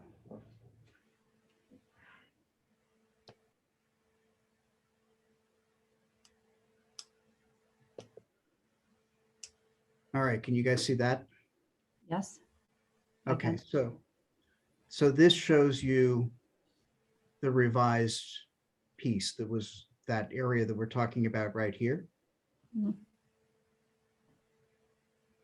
So in this revision, how big is the park still? There isn't one. Now, this whole area, you can see here again, this is where originally the building was and where the driveway was. Gotcha. So now this area has now been added to the park. And this shows you plaza, buildings, areas. So in that view, oh, okay, there you go. All And right. what- And the back is just parking. So to me, it looks like you haven't created any new open space. You've just moved the building forward or southeast, and then the parking is behind it. So you, in essence, I mean, you've shortened one end, but I don't see it as a big gain of anything. It's like you lost that whole nice area in the front, in front of the curved road that could have been a park. Well, My that was what we had originally proposed, but what your consultant had suggested was that we should bring it forward to the street so that it became part of the active street area. Now, excuse me, the green in front of it, is that plaza? Is this what? plaza? This That, is plaza right here. the pinkish orange area. plaza. What's that? Yeah, the orangey. Yeah. The orangey area is plaza. And then what's on either side of it? The green This stuff. is where you'd find sidewalks, your usual amenities. This is just, again, the roadway. So you're going to see sidewalks, trees, what have you. And then this is the retail or active areas in front of that is in front of and underneath the building. And what you have here is that it's actually residential that comes down to grade on either end. I see. Okay, now this makes more sense. So again, let me suggest that if that green area was really more graphically defined in terms of what's actually happening there, it would be easier to understand. Now, if you went back to the plan of this particular part, go back a slide or two. Yes, so you look at what's happened here, and they've created an outdoor plaza, what they call a plaza, between the parking and the amenities, which I will have to say is going to be in shade about 80% of the time. It's probably not going to be a particularly nice place to be. And what they had before was parking that at least came up to the building or even went under the building, which would have allowed those amenity and spaces, the pool, to come up to the top of the parking level. That would make much more sense. You could eliminate that outdoor plaza. You could shorten the parking structure by adding an extra lane to it, which would be very easy to do. You could probably cut maybe 150 feet back from the upper right-hand corner back towards the lower left of the parking.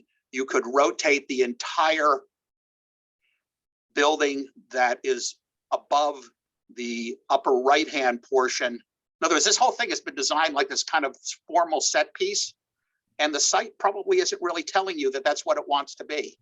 It wants to be asymmetrical. And if you were to simply rotate the other, I guess it's probably 2-3 building 90 degrees, it would make a major difference in the amount of park that you could have on the upper right-hand corner.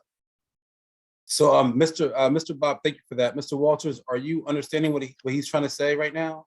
I do understand what he's saying.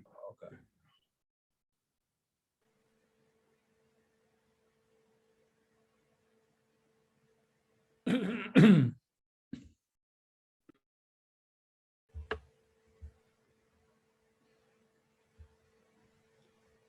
Other comments or questions by the commission members? I would say I generally thought staff did a great job with their memo and generally agreed with a lot of the questions and comments that they had in there.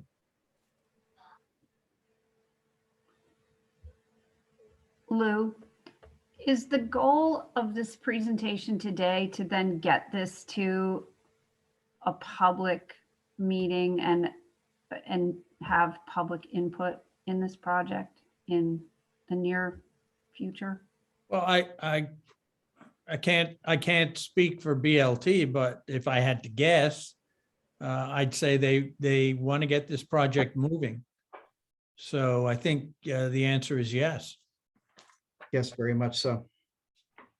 No, I think if So, if this were presented to the public today, I think they would be very confused. So, Amen. Because I'm confused. Agreed. yeah, I am too. I didn't Agreed. think I was before, but I thought I pretty much understood it, but the way it was presented again today, and I've been on a lot of these presentations, it hasn't become clearer. Mr. Chairman, may I say something, Mr. Chairman? Sure.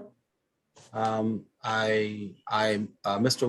Waters, I appreciate everything that you presented. Last month, we had renditions that kind of changed, so just allow us to process the pivot of these designs. And I appreciate Bob by being on with us to understand the complexity of this. And I'm hoping that you would be able to take the notes that Bob wrote down or mentioned, so you can write them down and come back, if possible, with something more solidified that the chairman and the commission could digest. Well, Steve, is Bob going to do a formal review? Is that what's happening? Try to figure it out So- right now, Nick. So I'm assuming, yeah, so at this juncture, so Bob is providing input on, he's already reviewed the project, and there, Bob's memos as part of the record that's up on the website. I asked him to provide some initial comments on the draft design manual, and then, we've had ongoing conversations about, particularly this one kind of critical point of the property. So you're just discussing that now. At this point, he'd provide further review on any revisions that came forward in terms of design manual or anything Manual else. design, gotcha. Okay. Yeah. So, Mr. Chairman, isn't it important to have the peer review and have the visuals more realistic, or sort of more easily absorbed, so the commissioners could all understand it before it's presented to the public? Or am I missing something in the process? No, I think you've got it right. I think we ought to keep the project on the agenda for our next meeting. If Mr. Waters feels that's time enough to redesign this in a way that's more that would be more understandable to both us and to the public. Certainly, Mr. Chairman. Yeah. Yeah, I mean, it could be on the 3rd, or it could be the next meeting in March.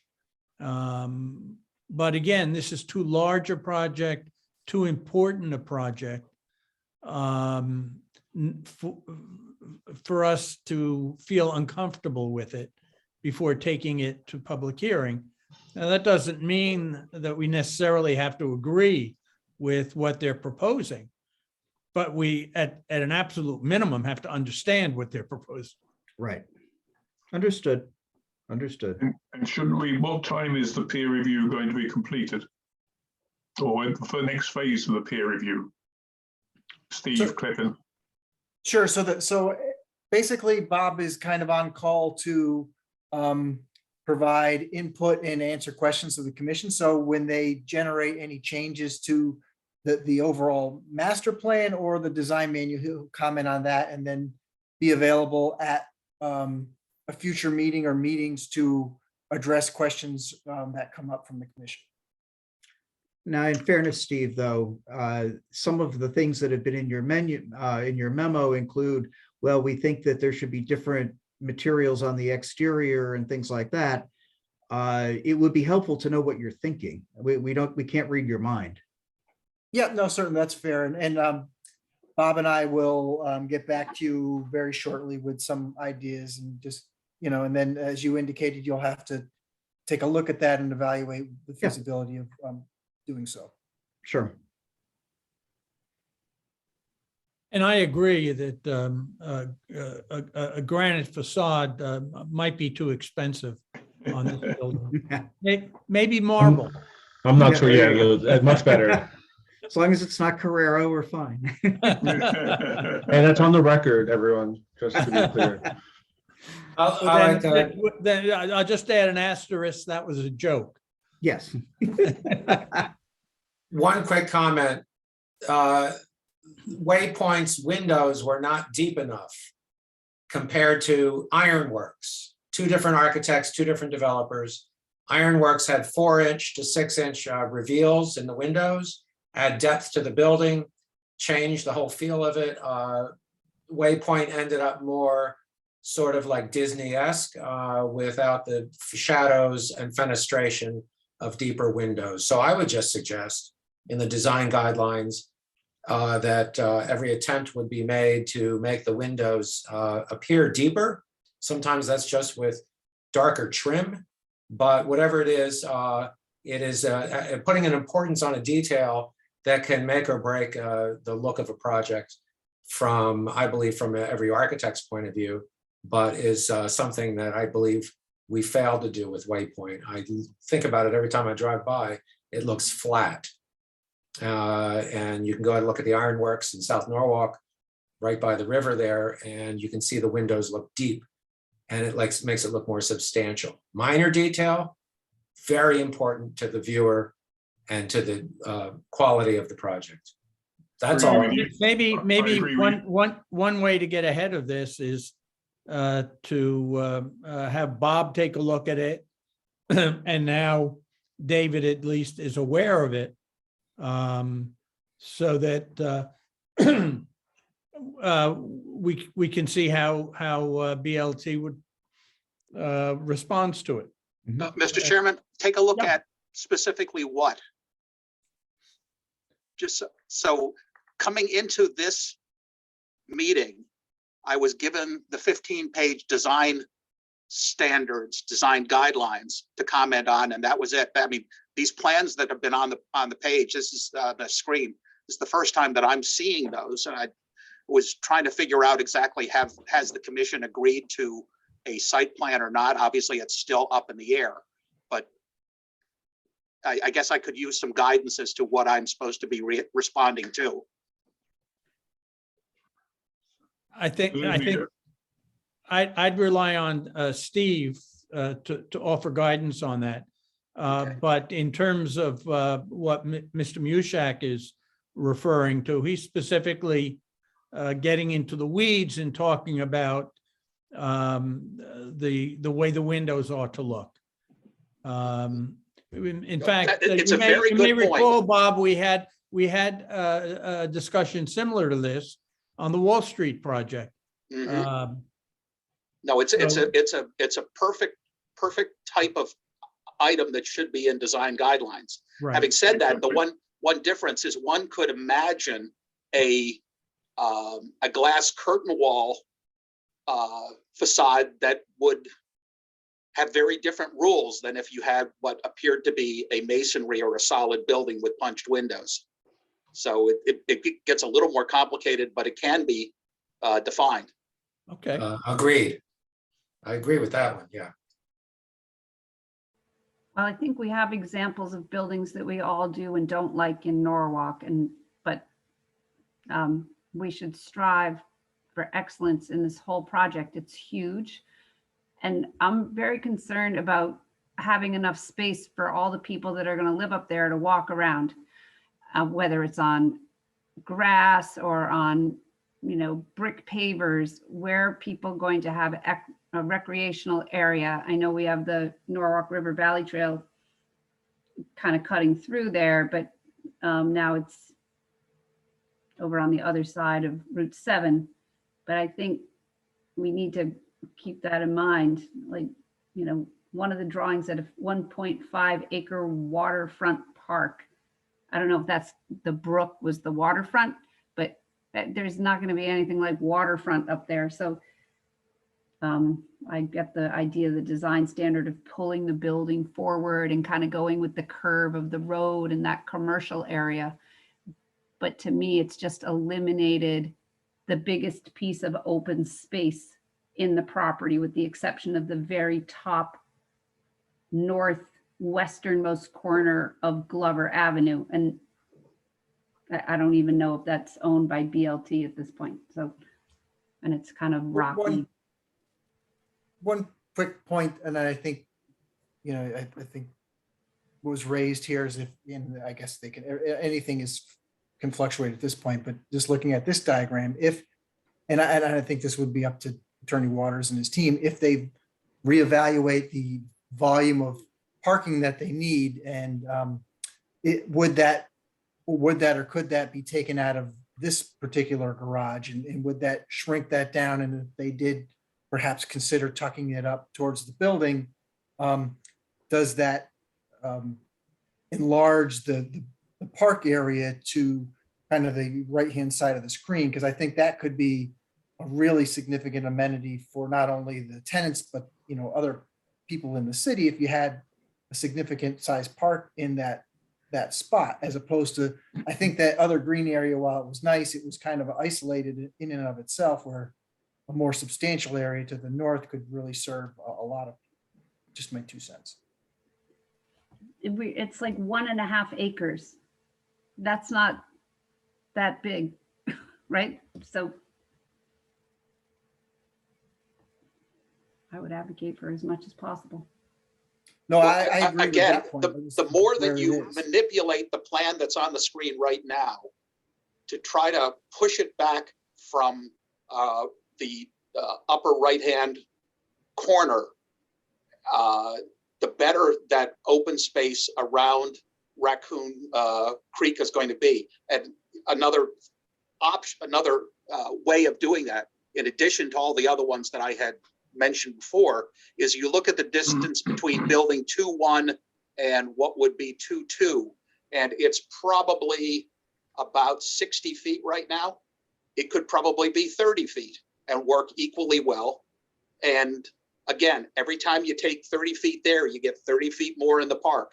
So it has to be massaged methodically if you're going to get the park space that you want. And as far as I think a key thing here would be to have the difference between the streetscape, which is pedestrian oriented, close to the building, and is not, it's meant to be a walked space, and a park space, which is supposed to be natural. So the more you can get that feeling that it's an active pedestrian zone in contrast to a natural passive zone, the better off you're going to be. Also, that village square is really tiny. I don't see that as adding very much. You're going back to adjacent or across from the railroad station? Yeah. I mean, that's the other big public amenity, right? Right. And the chairman, I believe, is saying he doesn't, he feels it should be more generous. Yes, that's what I'm saying too, is I'm agreeing with him. And the fact is, the more of these issues like this that we can resolve before going to public hearing, the more comfortable the commission members are going to be with going to public hearing. I mean, it only occurs to me now that perhaps a better way of approaching this would be on a building by building basis. Something like this, perhaps we spend one evening discussing these two buildings, and then perhaps at the next meeting discuss one of the other buildings and attack them building by building, and then deal with the interconnections and the consistency of design and so forth. But I think in some ways we're too far along to do that. But it may be something to think about in the future. like to add something. There's an inherent conflict here because the applicant doesn't want to provide too much detail, which would get people concentrating on the wrong things in terms of, and the worst thing in the world, I think, is design by committee. Not that we have to agree with everything, but I think that we're getting a little out of our element if we start getting into designing the master plan from a kind of down in the weeds approach. But I agree with everything everybody has said up till now in terms of the spaces. I think we're all trying to say the same thing. I think this needs to be prettier pictures, which I think is what Bob is saying and Lou is saying, and pretty much everybody. And Tammy, we need to see this look like something that we'd want to move there.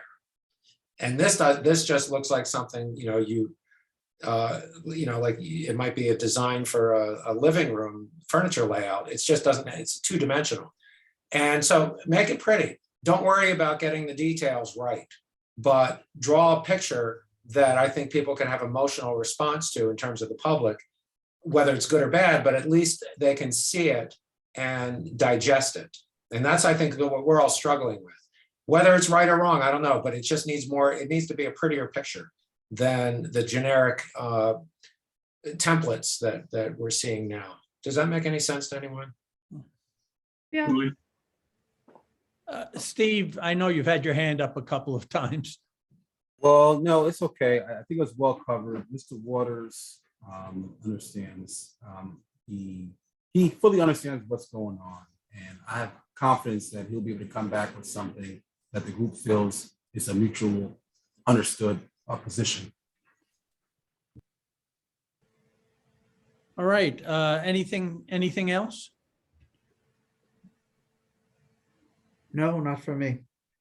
We just Okay. would like to get this thing moving. That's all. Thank you, Mr. We Waters. understand. And we know that you're not the designer, so and maybe it's harder for you to articulate. And when you come back, maybe you could bring one of the designers with you. Certainly. Okay, thank you. All right. Let's move on. Thank you, David. Thank you. 2022-09/R/M, Planning and Zoning Commission, zoning regulation and map amendment for industrial uses and zones. This is a preliminary review. Steve? So I'm very anxious to move this forward as well, but I'm cognizant that it's almost 10 o'clock, so I'll take your lead on how far you want to pursue it tonight. Well, why don't we get the capital budget out of the way and then see how much time we have left? You all right with that? When you say how much time we have left, what do you Well, mean? then we'll decide how late we're going to go. Or till 12? How much time we have No, left? we're not. I think that it's more important to address the capital budget since we have a definite deadline there. Yeah. That's why I'd go with that before we go with the amendment for the industrial uses. I'm okay to punt this till the next meeting. I know it's important, but we have a lot on our plate tonight. We knew this was going to happen, right? But are we going to have extra meetings to handle the workload? Or, I mean, that's another discussion. But right now, I think the budget would be better to deal with first, and then punt the industrial to the next meeting. Let's go with it. Steve. And Tammy, mute yourself because we could hear you talking. Sorry.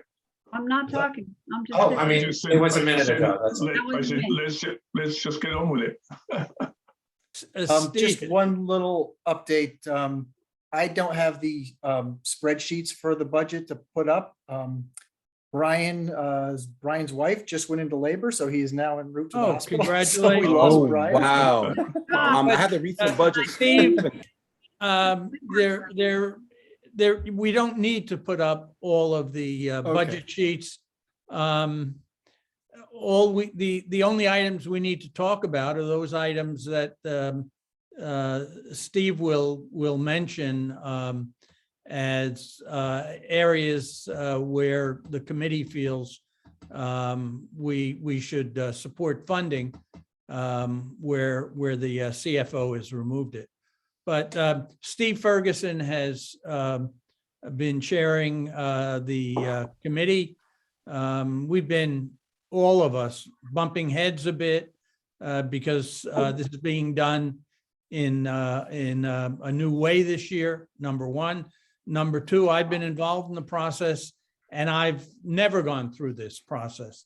So it's been a learning experience for all of us. But with that, let me turn it over to Steve, who's been doing a really nice job of managing the committee. Well, you know, I know we all had a long evening, so I want to thank you all ahead of time. But we know there's a few items. The good part about this year's budget is that we didn't have too much to change or tweak with the POCD, the advancements, and the combining of the commissions. I'm really proud to say that we gelled really well. So I think what stands out to us is just a few items, just IT, library, the public works vehicles. That's pretty much about it. So before I go in, Steve Kleppen, did any of the department heads give you any updates as far as how they, before I go there, Mr. Baxendale, you want to say something first? I just thought we did mention about all the water treatment areas which have been totally left out. Yes, sir. I recommend they should be included. And Thank you, sir. Steve, from what I understand from Brian, who's no longer with us, all of the departments where we didn't have a POCD reference have responded with references. So we don't have to take any action there. Okay, nice. Thank you very much.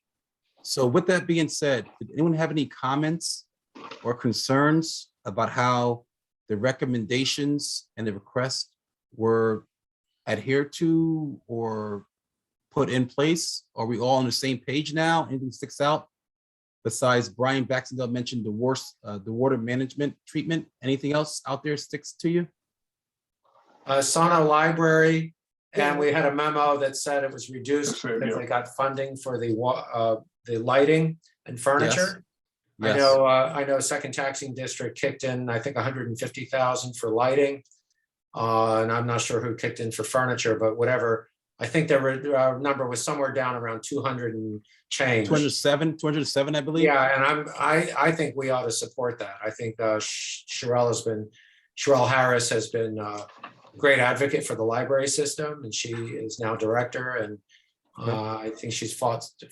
I can remember us denying her request for years when we were on the planning commission. So I see. And Darius, I saw you nod your head. I'm sorry, Tammy, that wasn't you talking. That's somebody else. Okay, Mr. Williams, I see you nodding your head, sir. I saw a library. What are your thoughts, sir? I was just thinking to myself how great of an asset it is to have the library here, and it's just great to continue the investment. I see. Any other thoughts about the library, Tammy, JJ, Galen, Nick, Lou? Well, I'm in favor of funding the library. I think it's, as Darius says, it's a great asset. And it would be a shame not to help them maintain it as a great asset. Yeah. In the past, we always had concerns about their capital budget requests because they have a thought of implementing a project to attract and to retain the current use of it. But the process of contractors and support has always been somewhat of an issue, I say, of a process. And I feel the ED currently, I found has been pinpointed into what is actually needed now. So, my thought is more about what you all think about it, pretty much. Mike Mushak mentioned something, Brian did, Darius, JJ. You mentioned something briefly last time we spoke. Anything surfaced before there, after there? No, my support stays, as stated last meeting, that I'm in full support of all the improvements that's being requested. Funding for all the improvements. Thank you. Brian Baxendale, I see your hand is still raised. Any further sorry. thought? No problem, No. just want to make sure. Okay, how about IT? Let's talk about IT right now. Any thoughts about that? Nick, did I get you for the library or? Okay, good, okay. Anything about IT you want to discuss or comment on? Nothing, okay. Well, I'll just mention, Steve, Sure. that I think it was Brian who made the suggestion that staying current with the IT work that's ongoing in the city is important.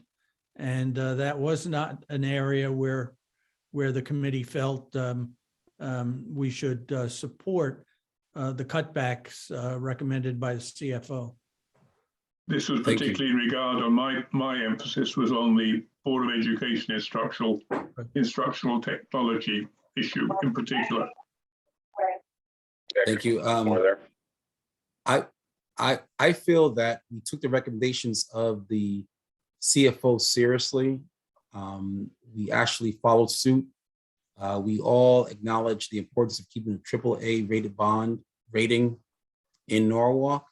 With that, the only items I see sticking out was the library and IT, and just, public works fleet. And anything else, Steve Kleppen, that I missed that sticks out to you? You wasn't there, Steve. Brian was there, but he's not here anymore. He's gonna be a daddy again. Right. So, Steve, you missed it, but this was pretty much a seamless process for us. We went as a joint commission. We actually broke every department down, Steve Kleppen, and we actually identified items that was a concern of us or not a concern, things that we supported. And we supported pretty much the majority of the CFO's recommendation. Just some items that were taken out that we wanted to have placed back in, if that makes sense. Yeah, and I think that was the intent when the process was set up this way, was to, this commission to serve as a checks and balance to make sure that the requests were consistent with the POCD. And then if there were areas that you felt should be funded or should be prioritized, then you could provide commentary on that. And then, emphasize that to the mayor and the finance committee, just to say, here's why, because, we feel these initiatives are important and line up with the broader city planning that we're talking about. Yeah, we have a question as a commission. We have a question on 2 items. I have a note here to discuss the Wall Street study, where East Avenue, Wall Street meets, the Park Street area, Morgan Avenue intersection with the 2 funeral homes, that little corridor, the 8-way intersection. We wanted some more clarity on the cost of the design and the cost of construction and the time frame. Commissioners, am I on the same page with you all to ask that question? I recall Yeah. that it's Steve. Okay. And Brian couldn't answer that, Steve. Could you give us some direction as far as that? I could not without, I can ask Jim Travers he can probably tell me really quickly, but I'd have to ask him. Steve, Okay. what is the next step in this new process? So we do have, and I'm gonna be interesting trying to get Brian to get me this while he's not here, but we have to get a letter to the mayor, which he's already sort of drafted, which would basically indicate that, if there were any items or requests for capital funding that you felt were inconsistent with the POCD, and my understanding is that that didn't happen, and then just would be the priority items that you've identified, which you've been discussing tonight. So I would then track this letter down that Brian's drafted and then get it to you guys to take a look at, and then you can vote on it at your, or make edits to it at your next meeting. And then we have, I think, 3 days to get it to the mayor. So that should be enough time to turn it around. So Lou, we have another stop at this, Lou. we have one more stop at it, Mr. Chairman. Yeah, it'll be an item on our March 3rd agenda then. Yes, sir. So I just want to make sure that nothing's lingering out there that we haven't missed. So Right. we just have a few items there, Mr. Chairman. I think at the end of the day, I think the opportunity was to clearly set in place our AAA rating, which we discussed. The items outlined previously, I feel, Mr. Chairman, that it's consistent with the POCD. However, I think Nick just raised his hand. Nick, I'm sorry. Yeah, I have two questions. I'm wondering if they came up at all. One is, and it's mainly in sort of reading the POCD and some of the elements around housing and affordability and sustainability and that stuff. So for affordable housing, it looks like they had a fairly small ask of just to complete the project that's ongoing. Did they talk about any additional things that they have in the works? Well, the good news about that, Nick, is there's always something going on. There's always a new development with affordable housing in the wording of it. I would push that question more to Steve and Lou, pretty much, because every request, no matter if it's a department or not, we always think about how would it equally benefit those that live locally. So, Steve, you want to answer that question, or should I get that to Lou? I think I can address that. That funding that's in there through the request for the redevelopment agency was initially part of the Soundview Landing project to help pay down bills, and that's winding down at this point. We actually are hopefully within the next couple of weeks releasing an RFP to do an affordable housing plan for the city. And in parallel with that, we're working on an affordable housing trust fund, which would address the funds that we take in as part of our workforce housing program. So in the future, I think that could be something that we request as a budgetary line item, would be funding to go towards that as a replacement for that. But first we have to do the study to kind of really understand all our needs and how this fits into the big picture. Yeah, okay. That sort of it makes sense of what you're saying. I just wonder if we could be doing more there. And then the second piece is on sort of the sustainability efforts that's ongoing. I know there were bits and pieces in the project, in the plan, and I read in one of the minutes, I'm trying to find it, where someone from staff, sorry, I had this up and I lost it, was saying she thought the city could be doing more of them, more projects in that vein, and I was wondering if that came up at all. So that's almost the same answer for the last question. Is we're right now there's so many little initiatives going on in terms of sustainability and green infrastructure and climate action, that there's been almost too many going on because there's so many grant funding opportunities out there right now. So working with the mayor's office, they're trying to corral all this into like a coordinated effort. So the city's going to be undertaking a climate action plan. And then underneath that, there'll be several other components that fall underneath that, like coastal resiliency, looking at all those very specific things right after that. So we're trying to kind of do things in a coordinated manner and not just kind of ad hoc. So that's the kind of direction that the mayor's office wants to go, and council's also moving that direction. They just formed two committees to look at affordable housing. And one So at Nick, the, Nick, I think the question is like, how do we monitor affordable housing, right? How do we monitor? Like, where were we 5 years ago? Where were we next year, right? Nick, is that what you're saying? Like, where are we going in that process, right? Is that what you're saying as far as the in the sense of a lot of the, I just pulled out the POCD, but I had a handy and started looking at it again. And I was like, the second thing is housing opportunity for everyone. And then when I see the plan showing only, 350K for it, and that's the amount of money that we're spending on police cars, I'm like, how does that net out for me?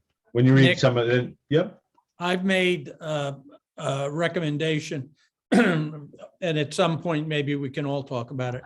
But I've made a recommendation to the folks who are rewriting our zoning regs that we don't put the burden for providing funding for affordable housing exclusively on people or on developers who are building housing, but that we extend that to anyone who's doing any building in town. I think it's a great idea. Everybody benefits from affordable housing, not just And people. Mr. Chairman, building that it. is perfect. Mr. Chairman, that is spot on perfect. So we'll be having that discussion at some point. I've asked staff to look into what they feel is a reasonable percentage to be asking for as a part of this package. So with that being said, any questions about the capital budget? Any recommendations or discussions, commissioners? I know we have some new. If you have any questions, please feel free to reach out to Steve. He reached out to us, and then we'll talk about it. It's a learning experience. It takes a while to get an understanding of this, and we're happy that we merged perfectly. So Steve Kleppen, thank you for your support in this merger, and Lou as well. And any questions you have, please refer to staff, and we could take care of it as it comes. All right. So the question now is, it's 10:08. That was actually fairly quick. Steve, if we were to run till 10:30, do you have enough time for a meaningful presentation, or do you want to push it to the March 3rd meeting? You see what Galen's feelings about I thought we had the 10 p.m. Cutoff. I thought that was the rule. I'm not saying yes after Galen's reaction, so. Okay. Poor Hector is rocking his kid to sleep. Are you okay with pushing it to March 3rd? Yeah, I before Brian bolted on us, I was asking him and Michelle what we have for applications coming up. So I think between the two March meetings, we can make some good headway. Okay, good. Great. Thank you, Galen. We all thank you. Approval of the minutes for the February 3rd meeting. I think everyone but Nick was there. Darius has moved. Is there a second? Okay, Darius moved, Tammy and Galen seconded. All those in favor? Just show of hands. Okay. Comments of the director, Steve? No, I'll skip. Thank you. Okay, and I've got one quick thing. We have a couple of volunteers for the bylaws committee. Mike has agreed to serve. Galen has agreed to serve. I've asked Steve Kleppen to oversee this process. And Darius, I wanted to know if you'd be interested in participating in the rewriting of the bylaws. Absolutely. Okay, Thank good. you. So it won't, I don't expect this is going to be a heavy lift. We have bylaws for the former planning commission. We have bylaws for the former zoning commission. It's going to be more of an effort to combine those and make sure they adhere to the current language, and perhaps adding some additional information. Where do we find these bylaws? Steve can Steve will send copies to. Okay. Yeah. Yeah, I mean, I have a hard copy if someone needs a hard copy. Yeah, a hard copy wouldn't hurt. I can do hard copy, electronic copy, whatever you'd like. I'd like a hard copy of, because, and for me, it's easy, just bring it down to Stuart's office. Yeah, And he'll bring we it can do home. that. Okay. Any other comments by commissioners? Yes, I would like to suggest, after you, Go ahead, Steve. Go ahead, Mr. Beckendahl. Go ahead. Wait, Steve Kleppen, why basically can't we have a peer review of the master plan for N7? Well, because what we had today was a consultant competing with which is probably exactly what it's about, but why couldn't a lot of that have gone on in a fish review for the peer review, so we could also then move on a little faster? Unfortunately, Brian, he's been doing ongoing work on this. The problem is those people who weren't on the zoning commission in the past have missed all of that. And we don't have unlimited funds. You may not know how this works. It's the contractor that pays us to have the consultant do this. So we can't now go back to BLT and said, well, you know what, we have new members. We need to do this all over again. That's not a reasonable ask. But you know what, Mr. Chairman, the images he showed us on January 19th were completely different to today. Not even 30 days, Mr. Chairman. I take notes, and he sent us 6 images for that development. I don't know if you can see it. I can't, You can sorry. see it, yeah, but it was totally different. So I could understand the thought process, but give us the opportunity to look at these images. Tammy made the perfect point, and I defer to her with this project because the way she articulated herself was spot on, and that if we are given images 24 days ago and things are changed and you want us to make a decision, at least give us the opportunity. Well, I think Steve has said that where there are changes, we certainly have the right to ask Bob to take a look at that. What we can't reasonably do is have him take a look at things he's already looked at that aren't new, because that's like double dipping. Yeah, and our own consultant said that he has no idea what's going on. Go ahead, that's Darren. enough. So is there a way that he can get us any correspondence or any findings from the past pertaining to this? I think There- that's a good All question. that's on I the don't see website. why not. That's all on the website already. Okay, so there's nothing that is not on the website.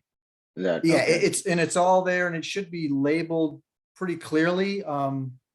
What's there, if anybody needs the link again, I'm happy to send it out. But so just to back up to address Ryan's initial question, he did a peer review. We brought him in from the very beginning of the project. So he's provided input and analysis from the very beginning.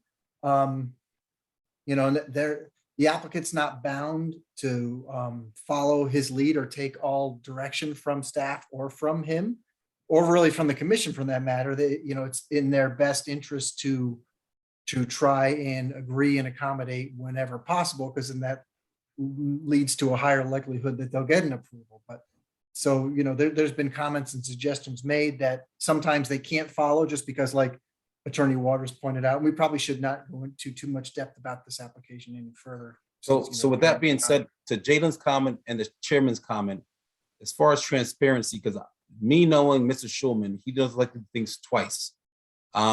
Is it better for us to get things mailed to us in paper? Galen, you like things in paper or electronic? Are we all good with digital or are we good with paper? Just want to make sure we're good with that part, because the Planning Commission dealt with this before. Now the Zoning Commission, I don't know how you guys like it delivered to your home. You like paper or digital? We're happy to, the city's trying to move away from paper in general. If somebody absolutely needs paper, we'll bring it, but in general, it's just better for a lot of reasons, just not do paper unless you really need it. Mr. Steve, Chairman? on these applications, are the applicants still required to submit multiple copies on paper?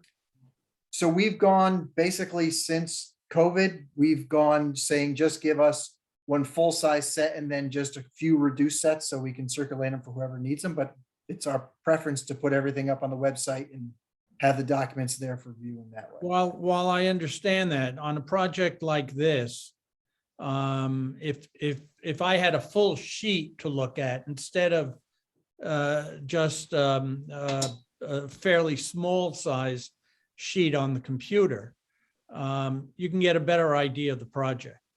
I have the original sheets on this one, and it's for this, it's very helpful.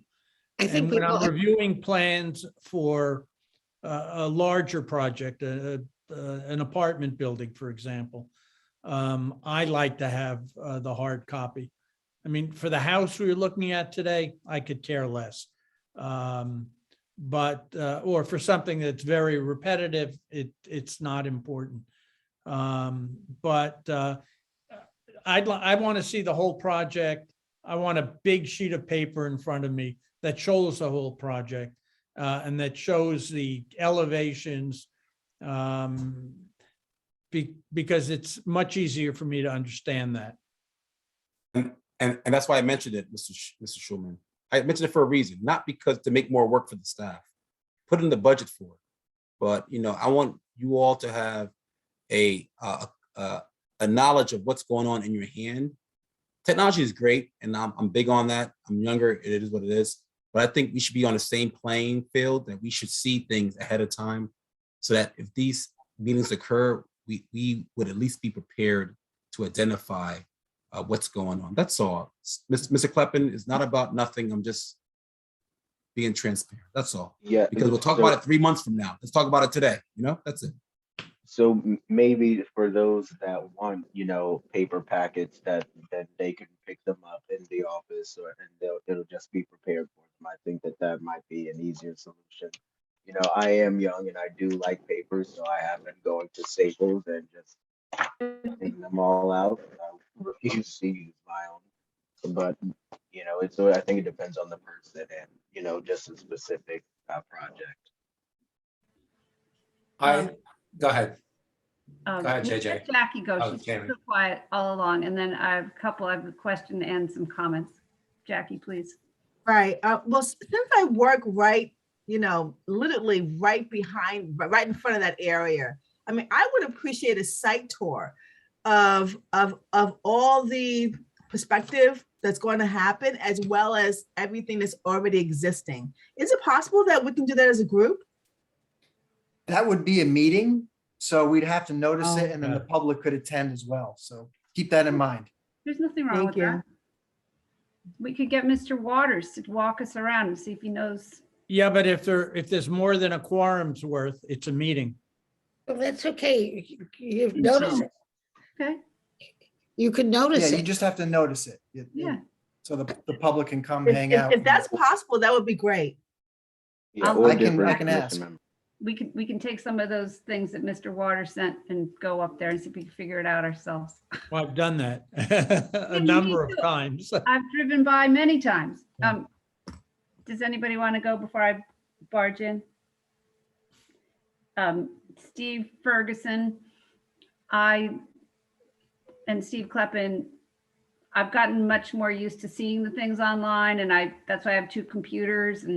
But my question of the capital budget, you have to print out, because there's no way you can plow through that online. There's just too many pages, and you need to be able to flip back and forth. So for me, if we're doing the capital budget again next year, I definitely need a hard copy. This North 7 application, in the link that you sent for our meeting today, the documents are all from 118, right? And I know that it goes back further, but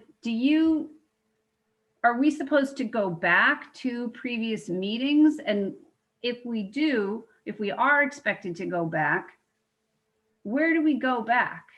Like, there are other documents from this, but they're not in the North 7 tab on the page of the city website that, lists the applications that are kind of in the queue. So the only tricky thing on the website, and I can explain what happened. We had 2 pages. We have a page that has current applications and a page that had pending applications, or current applications and approved applications. We were migrating applications from pending that got approved to the old other page, and all the North 7 application materials disappeared. And we're supposed to be able to recover that page, and we were unable to recover the page. So we had to reload everything on there. So it changed the date. So they're not all from 118. Those are all the submittals from the inception of the application to present, everything that's there. Okay.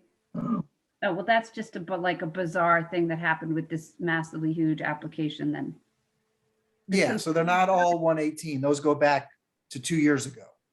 Okay, so then I'm not sure what Steve Ferguson was referring to, but I felt like Mr. Waters' presentation was almost the exact same as he gave us the last time. And Steve was saying it was, Steve Ferguson was saying it was very different.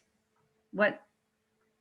And There were a couple of drawings that were different than from what I recall seeing. Like, I know they had tried to modify that one intersection we were talking about a lot, but I don't remember seeing it in that one plan form they showed before. That seemed like a new image to me. yeah, well, he kept referring to this thing, whatever kind of diagram it was. It's like, well, could you show us the diagram? And I felt that was very unhelpful of Mr. Waters. So, yeah, I don't know how we rectify that, but he wasn't being, I don't know if he was trying not to be forthcoming, but he wasn't showing us what he was telling us. And how can you approve something if it isn't the way it's going to be? Well, keep in mind, you know, this is it's not supposed to look like it is, but it's an adversarial process. He wants what he wants, and we want what we want. For something this size, it's understandable that we disagree. And I think it's okay that we disagree. But, you know, as I pointed out earlier, we've got to get what we feel we need from him before we approve anything. Because once we approve the master plan and change the zoning map, we basically put him in the driver's seat. And we don't want to do that, it seems to me, until we absolutely have to. Yeah, I echo Lou on that, and the nuance of that is really important. Yeah, I mean, this is the most humongous project that the city has ever seen, right? Well, in terms of the number of units, I think so. Yeah, and the number of buildings totally when it's done, if you add in the old Merit 7 buildings. Right. And we're in the midst of a zoning Design rewrite. that has no measurements on it, and we're not designers, to somebody's point, but we want it to be good. We need to know the relative scale. So my one recommendation would be, and I know a lot of you have gone through this already, but, you know, start at the very beginning again. And I'm happy to work with you and walk you through some of those if you like. So the way that the page is structured, it's got the kind of basic application materials at the top. And then it's broken down by the type of, so the next group is all related to, you know, it's under the zoning map amendment. And then there's supporting documentation about why that, oh, great, I'm not sure what I clicked on there. But then, you know, that they have a report from their planning consultant. They have a fiscal analysis done by a separate firm with follow-up based on questions and materials that were brought together.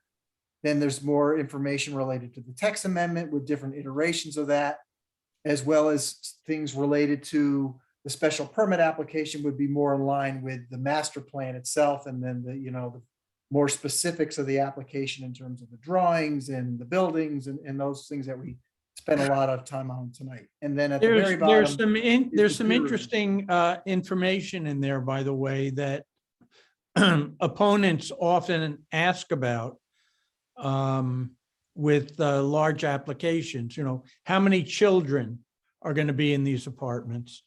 Will the water system and the sewage system and the electrical grid be sufficient to maintain these buildings? And they have answered all those questions here. So in that regard, it's very thorough and very useful information. There's also a lot of other stuff in there that you may not be interested in. But these other things that neighborhood groups often raise questions about it seems to me, are well answered here. And by the Yeah, way, without there are very few children living in projects like this. Yeah, probably just shouldn't get into too much of the specifics of the project anymore since it's not where we kind of move past, but just to. Okay, sorry. Yeah, at the very, no worries. At the very bottom for reference, that's where the peer review work was done by DeCarlo and Dahl. So all those documents are there too. So you can breeze through those. All right. Anything more now that we've held Galen beyond her You have the wit beyond time. time, my God. I do want to just say thank you to Steve Ferguson and all the members of the Budget Review Committee. You took a load off of me, so I appreciate it. But I think I think many of you can say you probably learned a lot, and I've only heard kudos about how Steve managed it, and so thank you to everybody. It was a process that we always sort of enjoyed and also dreaded on the Planning Commission. So it was a love-hate relationship, but it really was the way learning how the city works. It just gives you such insight, and because all these department heads work hard on these budgets, and they justify them pretty well, I think. And unfortunately, we just don't have unlimited money to give to everybody. But anyway, thank you, Steve. I thought that was great, and I thought this went really smoothly. Yeah, thank you. But I wish we were in person so that Steve Kleppen and Brian could put everything on the rooms. We could walk around and look at everything. But with technology, we're able to get it through. And I hope next year we'll be able to be in person. And thank you all for your patience, and any questions you have, talk to Steve Kleppen. Right, Steve? You like that, huh, Steve? Divert back to Steve. Certainly. Hector, is this a new member of the commission? Temporary one. Oh, he's sleeping or she's sleeping? Yeah, she is. Oh, what a dad. Let's see a picture. Bring it up. Might as well show the baby so we all can see. Look just like the mommy. Thank goodness. Look just like mommy. He's so cute. Very beautiful. All right. Can I have a motion to adjourn? I make a motion to Oh, adjourn. look at that. Everybody's in everyone has made the motion. All those in favor? Aye, Mr. Chairman. Take care. All right, Thank you all. Good Thanks, night. See you all on Kleppen. March 3rd. Thanks, Tammy, Mike, Bye-bye. everyone else. Be well, be safe. Thank you. Bye. I swear.